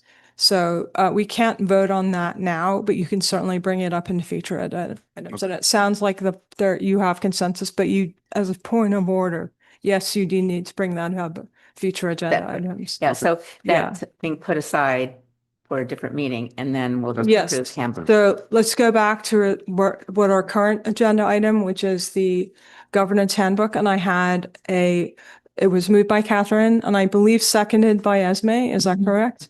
Okay, so board, all in favor? Aye. Okay, so that's 5-0. And before we move on, I know we still have to discuss some policies. There are some other questions about policies, but I really want to thank the board for the opportunity to put together the initial draft of our governance handbook and all our collaboration that shaped it into a shared document. Our unity of purpose, governance norms, and protocols, they really aren't just words on a page. They reflect how we've chosen to govern together effectively in service of all students. So really, I can't thank you enough for all your hard work and dedication. All right, now we're going to move on to a very practical matter. which is our business action items. And we have 13.1, which is proposal from Field Turf USA for synthetic, why can't I say that word? Synthetic turf field replacement and track overlay for the Mountain View High School Stadium. And I believe 13.2 is very related, so I don't know if we want to consider that. The proposal, this 13.2 is very similar, and that is for the Los Altos High School Stadium. So I believe we have a presentation. No? Okay. So you just put the presentation in. We just put written the form, presentation in the but packet. you're not going to talk about it. Okay. Okay. All right. So does anyone have any questions or comments? My only comment is it's absolutely flabbergasting to me that it costs almost $1.5 million to have new pretend dirt on a football field, which is what, 300 yards long? I mean, 100 yards long, 300 feet long. But I mean, if that's the way it is in construction, I guess that's the way it is. I mean, I don't disagree with us needing to do that. I do feel flabbergasted by the prices. Okay, Alex? Yeah, I think I wanted to understand a little bit more of information. So, like, I guess that it seems like a standard replacement, and that our current fields need improvement. At the same time, it's quite a sizable investment, and I wanted to better understand how we're thinking about the full long-term picture. Total life cycle cost, I guess these must have some expiration date after which you have to like buy again, right, and pay the same amount, hopefully. I also noticed some exclusions. So wanted to better understand like what would we do in that case, like drainage, like etc. If we compare and how it compared to alternatives, I'm assuming the alternative is to keep grass, and we probably took a look at this financially. So yeah, so just wanted to better understand the fully informed long-term thinking there. I'll let Mike answer the technical questions. What happened at the beginning of the year is that we noted that the turf was starting to lay down. And when it lays down like that, it's not as safe as when all the fibers are up and all the infill is there and so on. So we had Field Turf come out, test it. They said and I forget what Mike probably knows what the actual readings were, but we were very close to the unsafe range for the fields, and Mountain View was a little bit worse off than Los Altos, I believe, or vice versa. And so we decided that we needed to replace the fields. And also part of this cost is not just the fields, but the resurfacing of the track. If we don't resurface the track, then potentially we could lose the under padding, the actual padding underneath the track. Water gets under there, freezes and so on, and then all of a sudden that starts pulling up, and then that's even a more significant cost if we don't resurface the track. So Mike can talk about the bidding and some of the other prices, but it comes down to a safety issue. We could go back to grass. It would be another significant investment because we would have to pull out all of the underlayment. And the reason why so many schools are going to this is because that stadium is used every season, every sport. We now have not just football, but flag football that competes out there. We have the practices for both those sports. You have 4 soccer teams that are competing out there during the winter. And then during the spring, obviously you have track and field, not including all of the PE classes that are out there on the track and on the field as well. So it is a teaching station. Got it. Makes sense. So maybe this is about like how things evolved since we made the decision to install the turf, and what do we expect happening 5 years, 10 years? Like how is this 8 going to to? 10 years is usually the lifespan of this investment. And they say in order to keep up a grass in terms of time and everything else is about $100,000 a year. Okay. So they kind of make it so that it's an end. it's an either or proposition to keep the field up in playing condition year round to the point where you would be able to get the same amount of use. It would be about $100,000 a year. Got it. And how long has it been since we installed last time? 12 years. Ah, so we actually got more than the average use. Okay, that's good. And this is typical of all of the other fields in the neighborhood. I mean, the other schools and stuff. Yeah. About 10 years, as Eric mentioned, is about the predicted lifespan of these fields, plus or minus. We have dedicated groundskeepers and grooming equipment and infill to help level things out, which have allowed us to help extend it. We have Field Turf, who's the manufacturer, come out and do an annual maintenance assessment of it and pay for any repairs, right? Think about high use areas, which would be like the penalty kick spot in soccer or corner kicks. That's where you get a lot of high use. Sometimes they have to fill that in to make it level. But we've been fortunate to get 12 years out of this current turf. 12 years ago, it was much more massive field redo. So the first generation synthetic turf was around 03, 04, right around then. That's when we went from grass and dirt track to synthetic turf and synthetic track. That lasted until 2014. And when we redid that one, we did a lot of the under sub, level work, new base rock. We had drainage issues with the first generation. So 12 years ago, that cleaned up a lot of the drainage issues we had. So this scope is really just ripping off the top layer of carpet, I call it. The base rock, the protective padding underneath, we expect to all be fine and putting in the new synthetic fibers. And this is going to be cork infill, not the rubber cork. So additional cost to it, but it reduces the temperature. So one of the challenges with these synthetic turf fields is they can generate more heat, especially in the summer months. So a cork infill instead of the crumb rubber reduces that heat impact of this. And then as well as just the polyurethane track, it's a new top coat. Probably 10 years from now, it'll be 20 years of age, the under structure, and that's when you scrape it down to the asphalt and probably do a whole new one.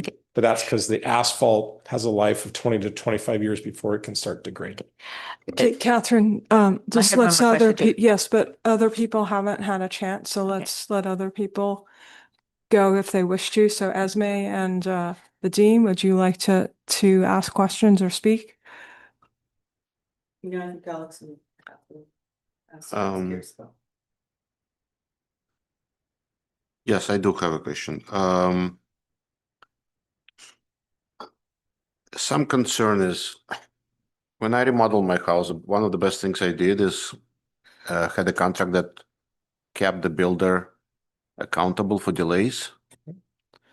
Have I not had them, I would have no leverage to force some work on my house. I see the no liquidated damages clause in this contract. How much leverage do we have over this particular company if they delay the project? I would have to get back to you on that in terms of that specific answer. We've worked with Field Turf before. They installed the secondary synthetic turf field as part of the Measure E bond program, and we had no issues with them before, and they installed the original turf. But in terms of what leverage we have, I would have to go back and dig a little deeper and let you know. It also says that they're not responsible for any changes in the cost. So that kind of concerns me on a project of this magnitude or cost. And especially because how long will it take? I don't know if I missed this. The current project schedule is between 6 to 8 weeks in the summer. Okay, We're still working that with them, tightening it up. Some of their normal schedule includes longer duration because it's doing the base. My point was it's not going to impact students unless it spills over the into the fall, right? Into Correct. So it's after graduation. It might impact a week or two of the fall sports season, but it'll definitely be done mid-August per the schedule, which is well before the first home football games. I would really like to see the company have some kind of financial responsibility for doing this on time. Yeah, I can look into that. I'm in our bond projects. I'm not certain we've included that in any of the contracts in the last 12 years, but I can look into what that is. So does the rest of the board wish to have that? Because we need to decide as a board if that's what we would like. No, I had just had another question. Well, right, but that was a question that Vadim asked. So since he's asking Mike, I think if that's the direction the board would like, that's a question. Just as a point of order, I need to ask the rest of the board if that's a question they would like to put forth to Mike.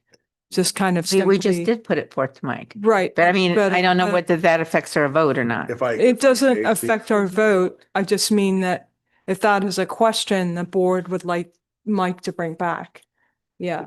If I may, I don't know of too many contracts, like Mike said, even in our bond projects, that will have a penalty clause for delays. If we go back, we at the board's direction, we can go back and try to negotiate that. If they refuse to negotiate, then we have to make the decision as to whether or not we want to go forward with the contract as is. And then we may miss the window this summer, which is okay. However, you're talking about a 12-year-old field turf field after the safety ratings have said we needed to replace it. So we can put a lot more parameters on this. We can put all that we want, but it might delay the project to the point where students are playing on a compromised field. I mean, it's not something that is normally done with these contracts. I don't believe. I would add too, this was on what's called CMAS, California Multiple Awards Schedule. So that's in order to avoid having to go out to bid and having these companies, bid on every project. It's an existing price structure that's out there for all public entities available in California to capture. So this pricing's been very well vetted in terms of, the cost. And again, the field is just a portion of that. I would say in terms of to leverage over a contractor, this one or anyone to not get it done, is the contractors have to be pre-qualified to bid on our projects. And so causing delays or not meeting those deadlines can impact down the road their ability to be qualified for future projects, or whether it be our district or other places. So that's in terms of public construction costs, different than residential, but that's often the leverage in terms of these contractors bidding on projects. We get only qualified contractors. Field Turf and others are ones that have done projects for our district and other districts there's a track record with. So the good news is we're not engaging usually with a contractor that doesn't have a reputation or track record or can't handle the size and complexity of a project. These ones are pretty straightforward. And there's not really, what we learned 12 years ago, there's not a lot of companies out there that do the track resurfacing, let alone the striping, oddly enough. So if you're looking to get into a business, track striping is one. There's not a lot of contractors out, and sometimes you are dependent upon their availability. All right, Esme. Just one question. Is there a reason we're considering this right now versus last year or the year before if we're past the 10-year window? Part of it was we do annual testing and it met those standards. Part of it was just really balancing it within the totality of all the other projects going on and the impact of different work in the summer. So we looked at it about 18 months ago now and done some diagnostic testing, and the fields looked like they were still holding okay. But we knew this was coming up, and so we were trying to plan ahead for that. So that's really targeting why we're doing it now. And we did get, plans had to go through DSA, and we got DSA approval 2 weeks ago, April 14th, 15th. We worked with Lloyd Sports and Engineering, which is a contract that was brought here months ago to help design that. We've been working with school sites. Los Altos was able to get the new logo on the field. So that's yay. So, very timely in terms of that regard. So that's just some of the background process to get us here. Okay, so I'm last and then Catherine. So first of all, I think all the trustees asked most of the questions I wanted to ask. And I understand the practical reasons for this and also the timing, which is great. So, but I have still heard concerns in the public. You did talk about the infill and how you don't use the old artificial turf products made with recycled tires. So that's really good to hear. But people have still expressed to me concerns about off-gassing and other possible health and environmental impacts of artificial turf. So I think you, as a construction person, since we're in a public meeting, can, I think, best address those concerns. I mean, obviously, we've had our artificial turf for a long time, but I think it's new turf, so there's just this concern that it's gonna smell and gonna like be detrimental to our students. I personally, this is simply a concern I'm passing on from my constituents, but I think it's important for me to bring this up so that you can directly address it. So is there specific concern or just general concerns about? Basically, people have the- specifically come to me and said, I am concerned that it's new turf. And part of it, I think, is, this confusion with these older turf products made with recycled tires. But I also think there's a general concern about off-gassing and students spending time on artificial turf because they spend, in a football game or soccer game, they spend a number of hours. They have their face, maybe, if they get pushed down, have their face against the turf. It's brand new. So this is their concern. So I just need to bring it before you and have you address it. Yeah. Given more advanced notice, I could have brought a long list of studies and articles and other stuff on this topic. So my apologies for not having that at the ready. And I know that I even just saw one linked. I can't remember. If you give me 30 seconds, I'll look up the email to see the report that was linked. Basically come out saying there's no correlation, causation. I know those are two different words. I don't want to misquote the study showing that, not having a link to any negative health impacts of synthetic turf of this kind. And it's a topic out there. I know a couple summers ago it was a big topic in Santa Clara County at the county government level, and they were considering a ban. The same time, one of our neighboring districts went through and approved replacing their existing synthetic turf with new synthetic turf. So I've talked at length both with the manufacturer and the designers about these concerns, who have given a lot of assurance and many links to studies showing it is safe for students and people to play on. As the technology advances and they're looking at different infill materials, as you mentioned, that's one of the reasons to go with more natural substances. They showed me some, we're going with cork. There was some olive husk material that was a little more scratchier. So we didn't like scratchy, but they're just, looking at in some synthetic blend of that. So looking at things that can, minimize people's concerns about that. So I think that's a general answer. I can provide links to the board later if you want links to different studies or articles about that. I'm happy to do that. Yeah, I would love links because I think information is power. And I think the more the public understands what the risks and benefits are, I think the better the conversations are. Thank you. So my last question kind of goes with Esme's from before. He said, why didn't you do it last year if you thought they were already degrading or whatever? So did both of these fields, I don't remember because I wasn't on the board more than 10 years ago. Did they both go in at the same time? See, that's the thing. Maybe in retrospect, it would have been nice to would have been helpful to alternate the capital outlay, half and half or something like that? Or is it a cheaper date for us to do it all at once? I mean, that's just my observation about the spending of all the money right now. Sure. It's always less expensive to do it now than next year because prices only go up. they went in together 12 years ago as part of a larger track stadium redo. We added visitor bleachers. Mhm. I know none of you were on the board then. That was actually when I transitioned into this role. Mhm. So one of the first projects, the former visitor bleachers were very small. And we added the snack shack at Mountain View and more restrooms. So it was part of a larger redo.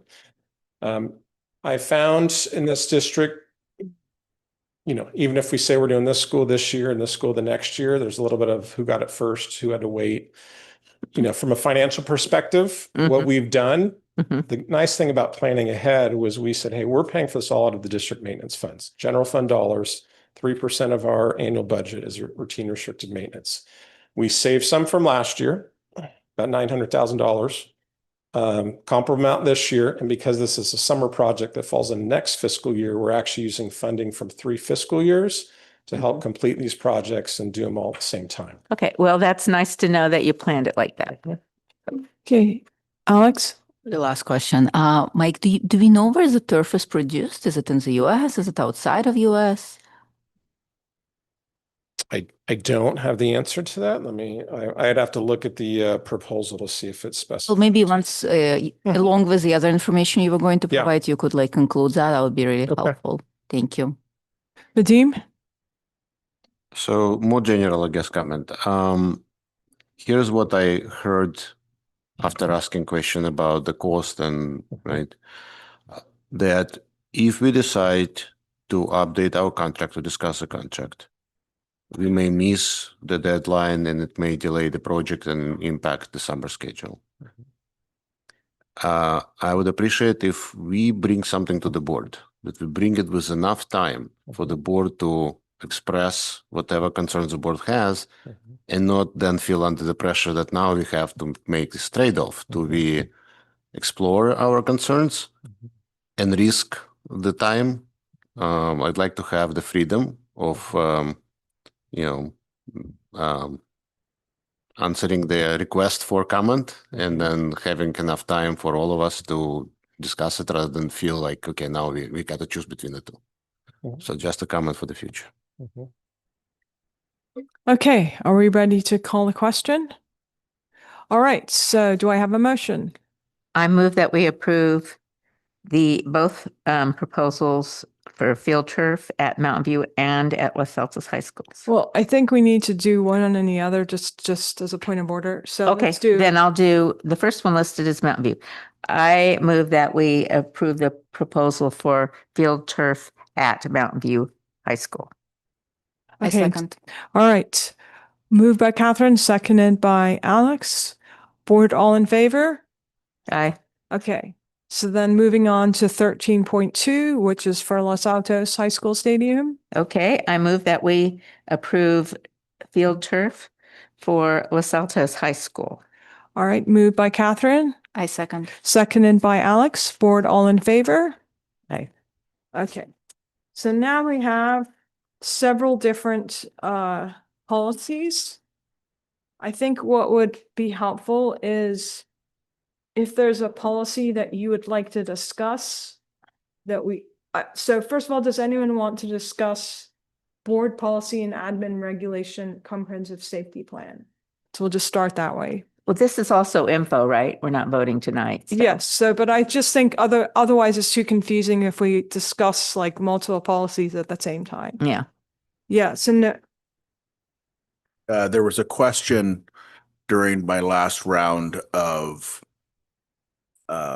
talks with school board members about why these policies, why now? Policy, we get regular updates from CSBA after they've gone through their legal advisors looking at legislation, new legislation. It goes through their delegate assembly and their executive board, and then they're voted upon by CSBA as suggested policies. Most of these policies are tied to new legislation. Anytime the state government has a new plan, then it's supposed to go in the safety plan. It could be for anything, but it's going to go in either the LCAP or the safety plan, and it's an addition. That's what, for example, the school safety plan and track changes are all about.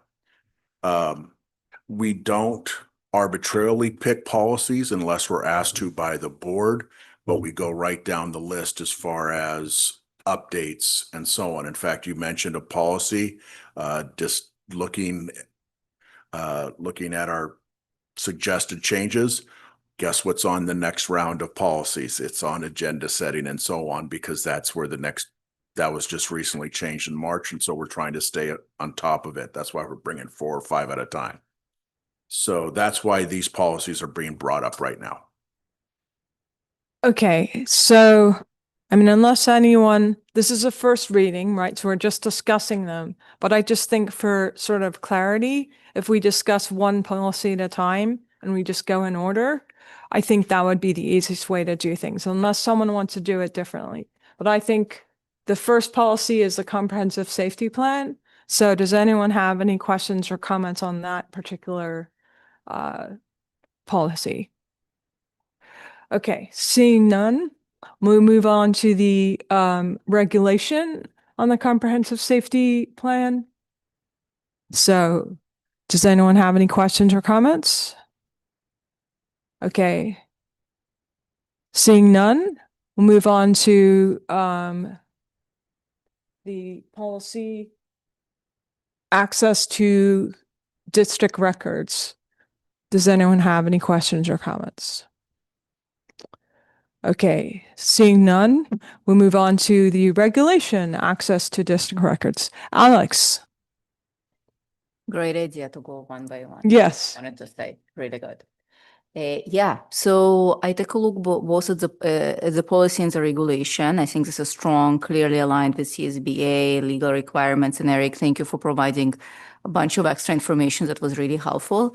One area I was thinking about is basically looking at this. There is a clause that talks about that in certain cases, there might be situations where the public interest is best served when we do not disclose information, as opposed to when we disclose it. And Eric, thank you for sharing that. It's a very rare case. So that makes me sort of feel much, much better. That said, when I think about policies and regulations that we approve here at the board, they have to stand the test of time. And it doesn't matter who is on the board, who is in CSBA, like, etc. So it really has to be bulletproof from my perspective.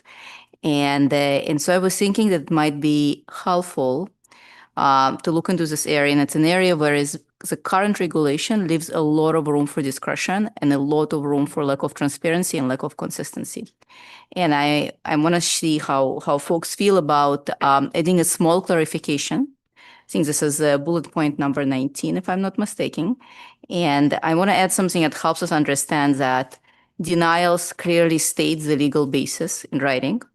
We encourage narrowing down the requests before the denial, where possible, and provide the board with some periodic high-level visibility, just so the board understands how this particular discretion is being applied over time. So yeah, I'll pause here, really not about any board involvement in any operations, but more about consistency and transparency in how we craft our policies and regulations. And so there is no room to do things in a completely different fashion. Does anyone have any? Okay, so Regulations. So the team? The page 4 towards the Yeah. bottom, number 19. Okay. Under exemptions of having to release Yeah. public records. Okay. I have the one. It's not Okay. clear to me. It says the district, sorry, I lost. The district can demonstrate that based on the particular facts and blah, blah, blah, blah. It's not clear to me to demonstrate to whom. Who will be the decider that the district has demonstrated its rationale? In a case like this, it would be so unique. In fact, I tried to talk to an attorney about an example and she couldn't think of one.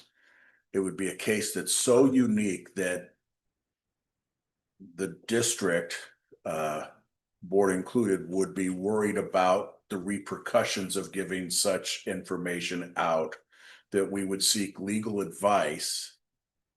And they might be able to say, well, this falls under California government code 7922. This is where that one caveat. it's very vague for a reason, because you cannot possibly think of an area because of all the exemptions that are listed in the 18 items above, right? A lot of it having to do with confidential information. So, I mean, this might be just a completely local issue that if we were to give out information, it could be something that would be not to the benefit of the community. So,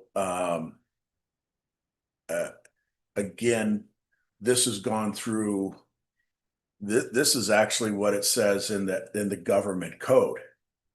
And before we were to withhold, we saw what happened within the last few years, what happens when we accidentally withhold and the judge has to tell us to give it out, and then we have to pay for the legal defense therefore. So before we were to use this, we would definitely make sure that we were on solid ground with whoever is going to represent us. Maybe I'll share, Eric, what you shared with me to explain a little bit of the context and the thinking here. My understanding, and Eric, please feel free to correct me, is that in such cases, the legal person, so the legal counselor, will actually decide what to do. So we'll present the information to the lawyer, and the lawyer will decide. And there is no visibility, transparency, and consistency involved. Could be a different lawyer some other time. I'm not even sure, right? Like, and so this would be just something that happens with, to me, unclear understanding of how they make this decision, and is it consistent over time. The alleviating factor, to repeat, Eric, is that it seems like it's very unlikely. But again, when I see this, I just feel like it's not clear what would happen, how it would happen, etc. And thus I'm asking for a small tweak. If you're not concerned about it happening, then it probably is okay to include a small sentence about this, and it's okay. Well, in this particular case, if this was one of our, what we decided as a board, however many years ago, we could strike it, but considering this is actually what the state law says, it's probably good to have it in there because we may need to use it sometime in the next 100 years. I'm not suggesting to strike it. I'm Okay. suggesting to add something. Let me repeat what I said. Just to add underneath it, a small clarification that denials clearly states the legal basis, that we encourage narrowing requests before denial where possible, because right now this regulation says that we first deny, and then we work with whoever asked for it to narrow down the request. So flipping that, I think, would be helpful. And then lastly, provide the board with periodic high-level visibility, like did this happen, when, how, etc. So it's not about striking anything. Okay. So I hear what you're saying. I think my feeling about it is this is being on the books. It's just, the only change to it is it changes the wording slightly, and it changes the government code slightly, because I guess the government code changes slightly. So if we were to add our own language, I feel actually we're opening ourselves up to, and since this is a very edge case, to use computer language, that's like a very unusual case. I feel uncomfortable then adding additional language because I don't understand, because I'm not a lawyer. And we're talking about ed code here. I'm not understanding how this would affect, our ability to protect the district. And that's really what we're talking about here in this policy, is protecting the district by not releasing, the law says we should disclose except for these reasons, right? So I think there is an edge case, which is 19. As I said, I can't think of it. I agree with you, but I'm also really uncomfortable with changing something that is basically a lawyer wrote this, and we're just modifying it very slightly to fit the latest update from CSBA. So I mean, this particular paragraph is basically unchanged except for any other, and then it changes, I guess the government code got updated. So I just feel this just general discomfort with from the dais trying to figure out how to be a lawyer. I'd be happy to go and talk to our lawyers and see what they say, but I'm not comfortable from the dais, like making a change to something that is fundamentally a legal issue that the district would have to deal with. Perhaps you can email me what you think, what Yeah, you I'm happy suggested, to and do I can that. get a legal opinion before the next meeting. Yeah, I think that sounds great. I think that's an excellent idea because otherwise, if the lawyers don't have an idea on how to change it, I think we should leave well enough alone. Personally. Okay. Yeah. All right. That sounds Good idea. okay. Ask the lawyer. Right. Okay. They do. All right. Anything else? Or are we ready to move on to the Can I add dean? something? So thank you for doing this, Alex. One thing that I would like to also find out is why everywhere we were changing references to the entity as governing board. So a lot of our policies went through this change from the board of trustees to governing board, but the regulation says district. So who is district? Is it the superintendent? Is it administration? Or who makes this? It's the LEA, the local education agency. That would be the district. That's what CDE refers to as a district.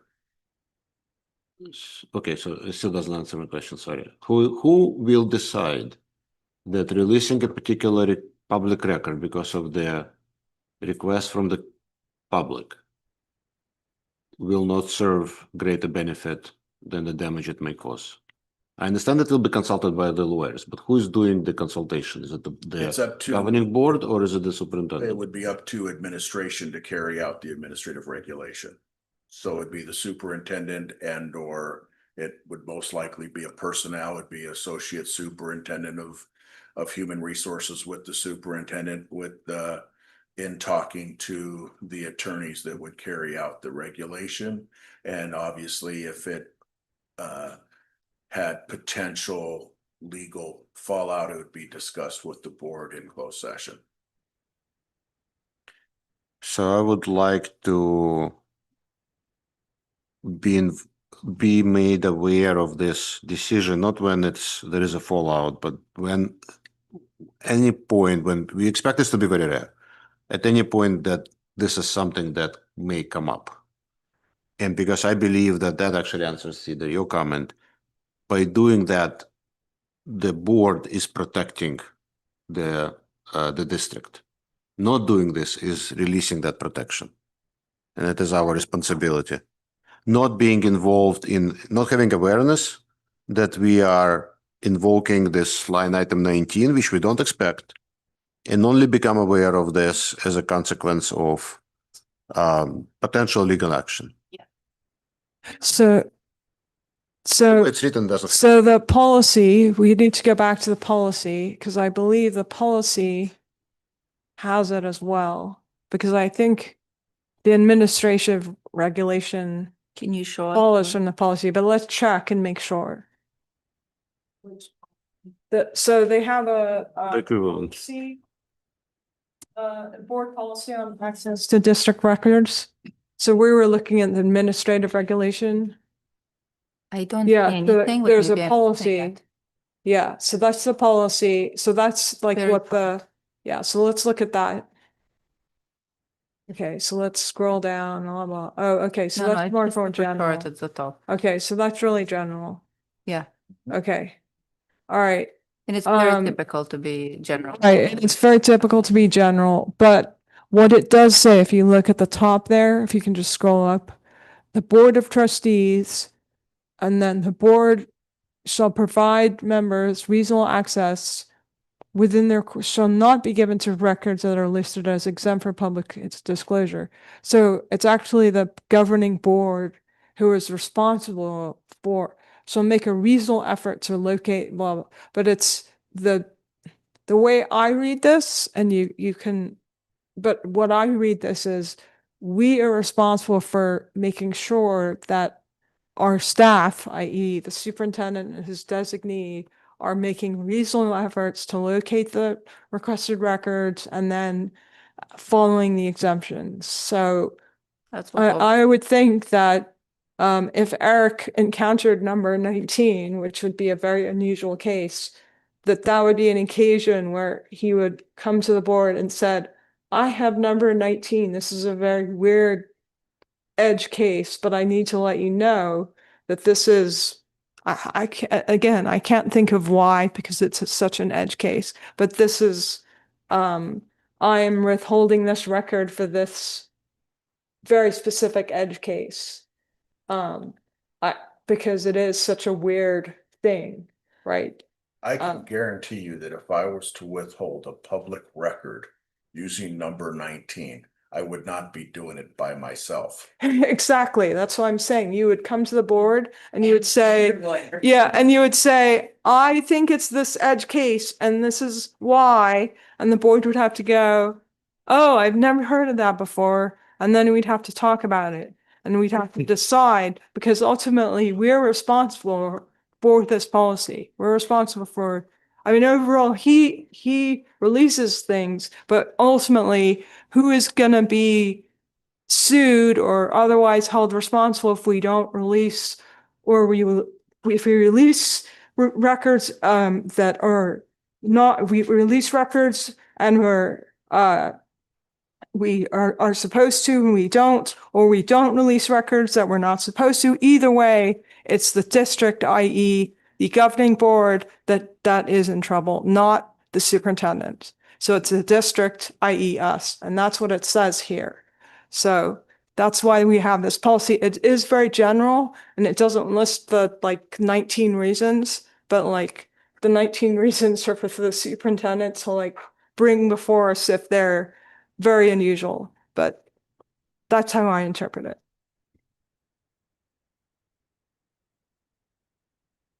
I wouldn't say it exactly that way, but I'll go with that point of view. I mean, that statement, because I think we should move on personally. Call the question, which you really can't call when you only have information. I think we need to move on because we've discussed this one long enough, frankly.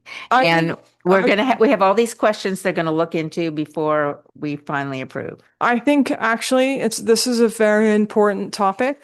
So if other people have still questions, this is the first reading, so this is not a vote. So if other people still have questions or comments, this is actually, we get a lot of PRAs, so this is actually a very important thing to look at. It's very important. I'm just saying, I don't know if we need to discuss this one item any longer because we've already had pretty much everything to say about it.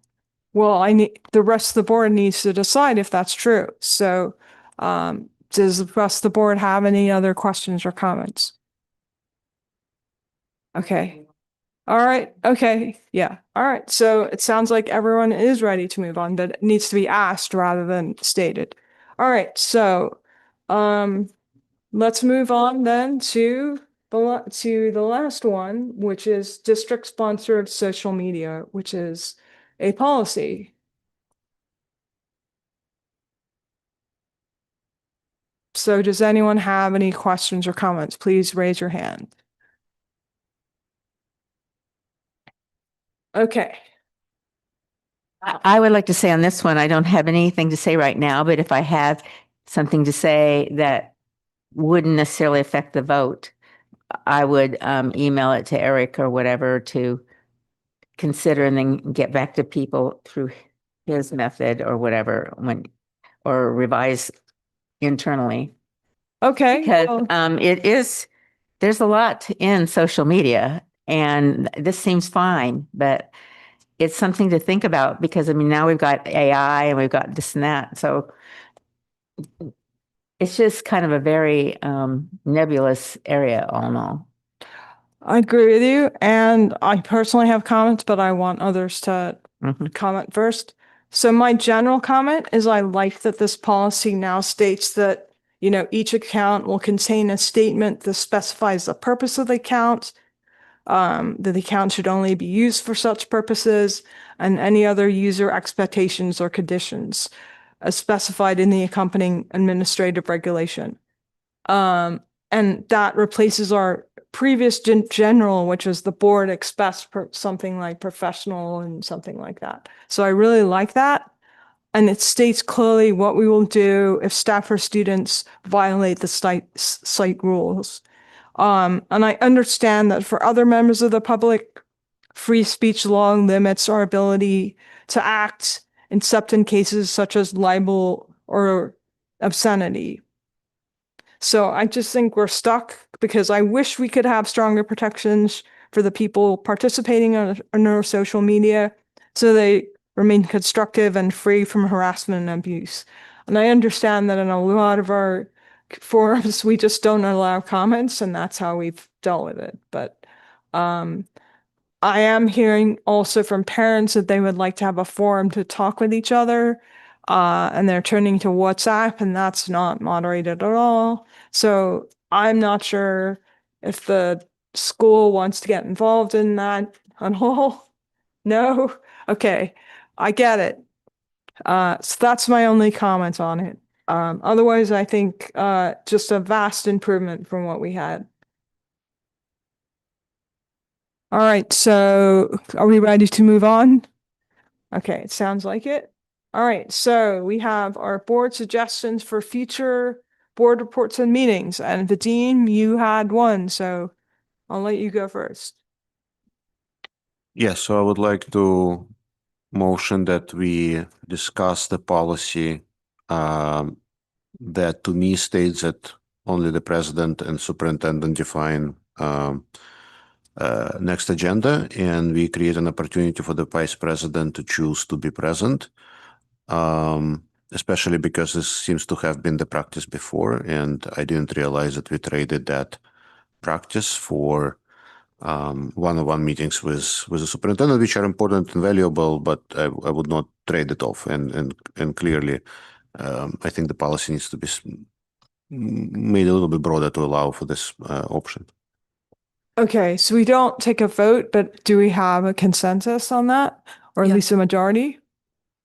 I think Eric said that was coming back pretty soon. As per CSBA changes anyway, so That it'll be here agenda, pretty soon. That particular policy would come through. I don't know what's changed in that policy. It might say the same thing as our current policy. So I'll bring like I do with all these, I'll bring what CSBA recommendation is. And then if there are changes to that, we can look into the legality of that. I know when we went from 2 first to 1 first, part of it was there was a concern because I was meeting with 2 board members for the agenda. I was meeting with 2 board members, and then there was always a 5th board member that was always meeting alone and couldn't talk about ideas with anyone else.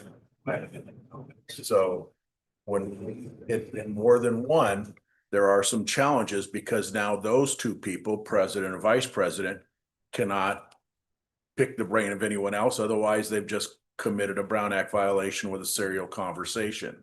So, so when we have these meetings with the superintendent, we do so with the knowledge that we can't further that conversation besides that pair. Yeah, it's definitely a complicated issue. Okay, so does anyone else have any board suggestions for, yes, Catherine? I would like to just, not really, well, it would be informational only, is I would like the board to have a summary of or some sort of insight into all the professional contracts that we have. Because of course we approve all the warrants of everybody that gets paid for anything. But when you read, oh, Jane Doe was paid this, and you go, oh, what was that for? And then somebody tells you, oh, that's professional contract for this, or da-da-da, that's somebody that helped out IT, or da-da-da. I would kind of like to have a better sense. I mean, I know I can look up how many actual employees we have, but I don't feel like going through hundreds of pages of warrants to figure out how many but we must have a list. I'd kind of like to have do we have 20, 50, 100? You know, what kind of money are we paying them? What departments are they in? I'm kind of interested in this information. So I'd like to see that. That's something we can get out at an update. Yeah. So an Okay. update would be fine instead of a board agenda, if that would be better. All right. Anyone else? Alex? Yeah, I'm curious about the alignment topics that we've been discussing multiple times. Alignment topic. Oh, yeah. Alignment and, sort of in context of the bell schedule changes.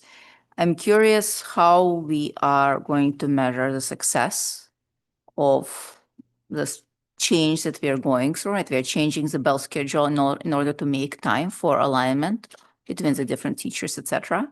So curious, how will we know was it successful or not? What's our concrete plan to measure it? Or even how will we know if we need to adjust things, etc. Beyond qualitative feedback, which of course we'll always get. So at our last meeting, we talked about choosing specific metrics that we're going to focus on.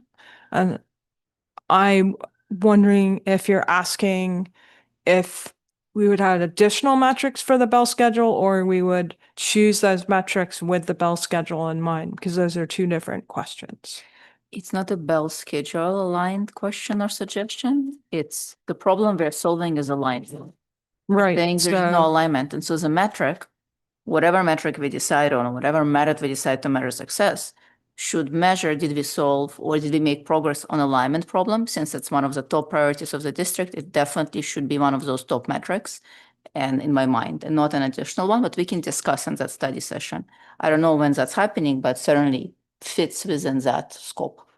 I believe we said it was June, and I think that I have heard from every member of the board that we want to have alignment. So I would be, while I can only reflect what the board has said, I would be extremely surprised if a metric around alignment did not emerge from our Great. discussion. You're saying we can discuss it in the study session and cover it Yes. there. That sounds great. That was my understanding of what we had agreed to. If anyone wants to speak up and say that's not what they heard, but that's what I had heard, that we would pick. I think Eric had a number, but we can decide what our number is, but not, a big book of data, which is like this thick, but like an actual, a measurable number of metrics that we focus on. It was, what do we want to focus on as a district for next year? And Right. then how do we measure it? Right, So it's and it not was- just metrics, it's what do we want to be the focus for next year? We have multiple action plans within our LCAP, within our SIPSAs, within our WASP plans. But in terms of what do we truly want to be a part of every administrative meeting that happens, that we make sure that there's agenda items focused on those things. What do we deem as being wildly important goals or wildly important items to focus on for the coming year? That sounds perfect. Yes, I think, and then we need to have measurements, which are probably taken from what we're already measuring, but we can't measure. I think it's 100 things or. I'm not suggesting to measure 100 things, Yeah. to be clear. Yeah. I'm suggesting that if we Yeah. believe that alignment is important, which is what I believe that this Yes. believes, given what we're Absolutely. doing, then we should have a way to measure it. That study session is a perfect opportunity for us to discuss, to confirm that this is, I'd be surprised if not, and then figure out how do we want to measure it in the grand scheme of things. If it's one of the most important items we are working on, which that's how it looks to me, then it should be measured. Very simple. Sounds, I think the rest of the board would agree, but obviously we have to have that discussion. So are there any other board suggestions, or are we ready to move on to the next item? Catherine. I would like to discuss AI some more sometime. Like a policy and stuff for that. We don't have one yet, do we? And so the state is working on one. I know CSBA has made some efforts to start working on one, but when are we going to discuss it? Maybe in another study session or whatever, and then it would also involve IT heavily as well as education services. Big plus one to that one. I think it's not just the policy, which of course is really important, but having a strategy for IT, for learning. These things take a long time, and AI is like moving in like light years. Like every month there is something that completely changes how things are done. And all organizations that I can see today are all trying to figure out how can AI take them like to the next 10x levels everywhere. It's almost as if any policy that we write today will become obsolete in 2 months.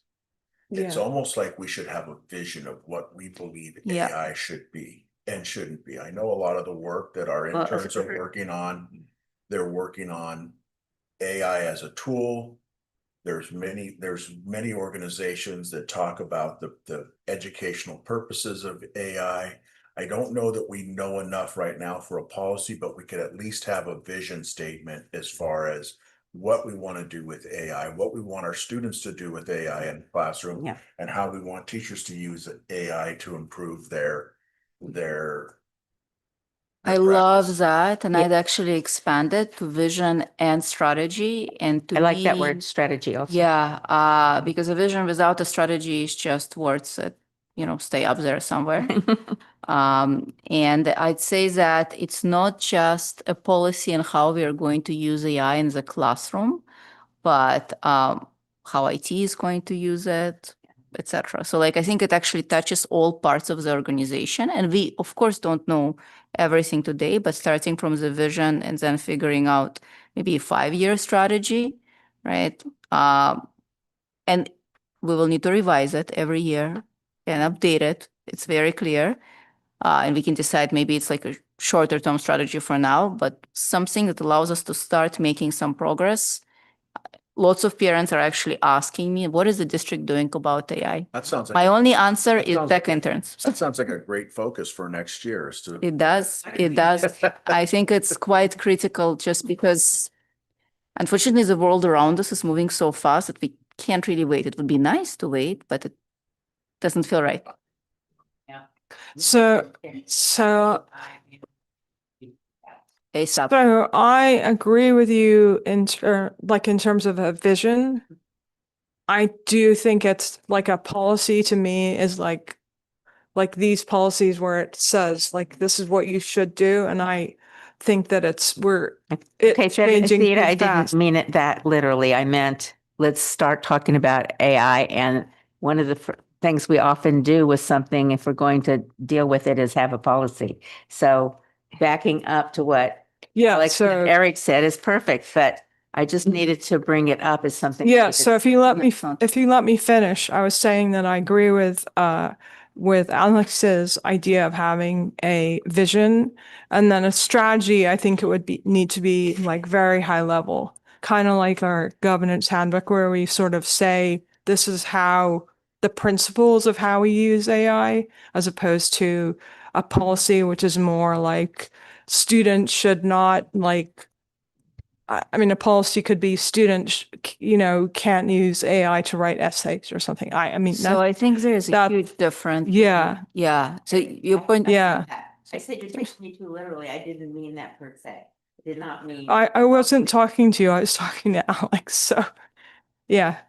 You should probably stop since it's late. Yeah, I just it's want not to say a, that it's not a, it's not a disagreement. It's simply talking about, the areas where we are in alignment, which I think is really saying the same important. thing, just using different words. Just to be clear, a strategy is not a set of principles. It is not a policy. I'm happy to actually pull some examples, what vision is, what strategy is. Might be from different spaces, so be open. Obviously not one-to-one, just to open up our minds and take a look. But it is something that allows you to take action on a district level.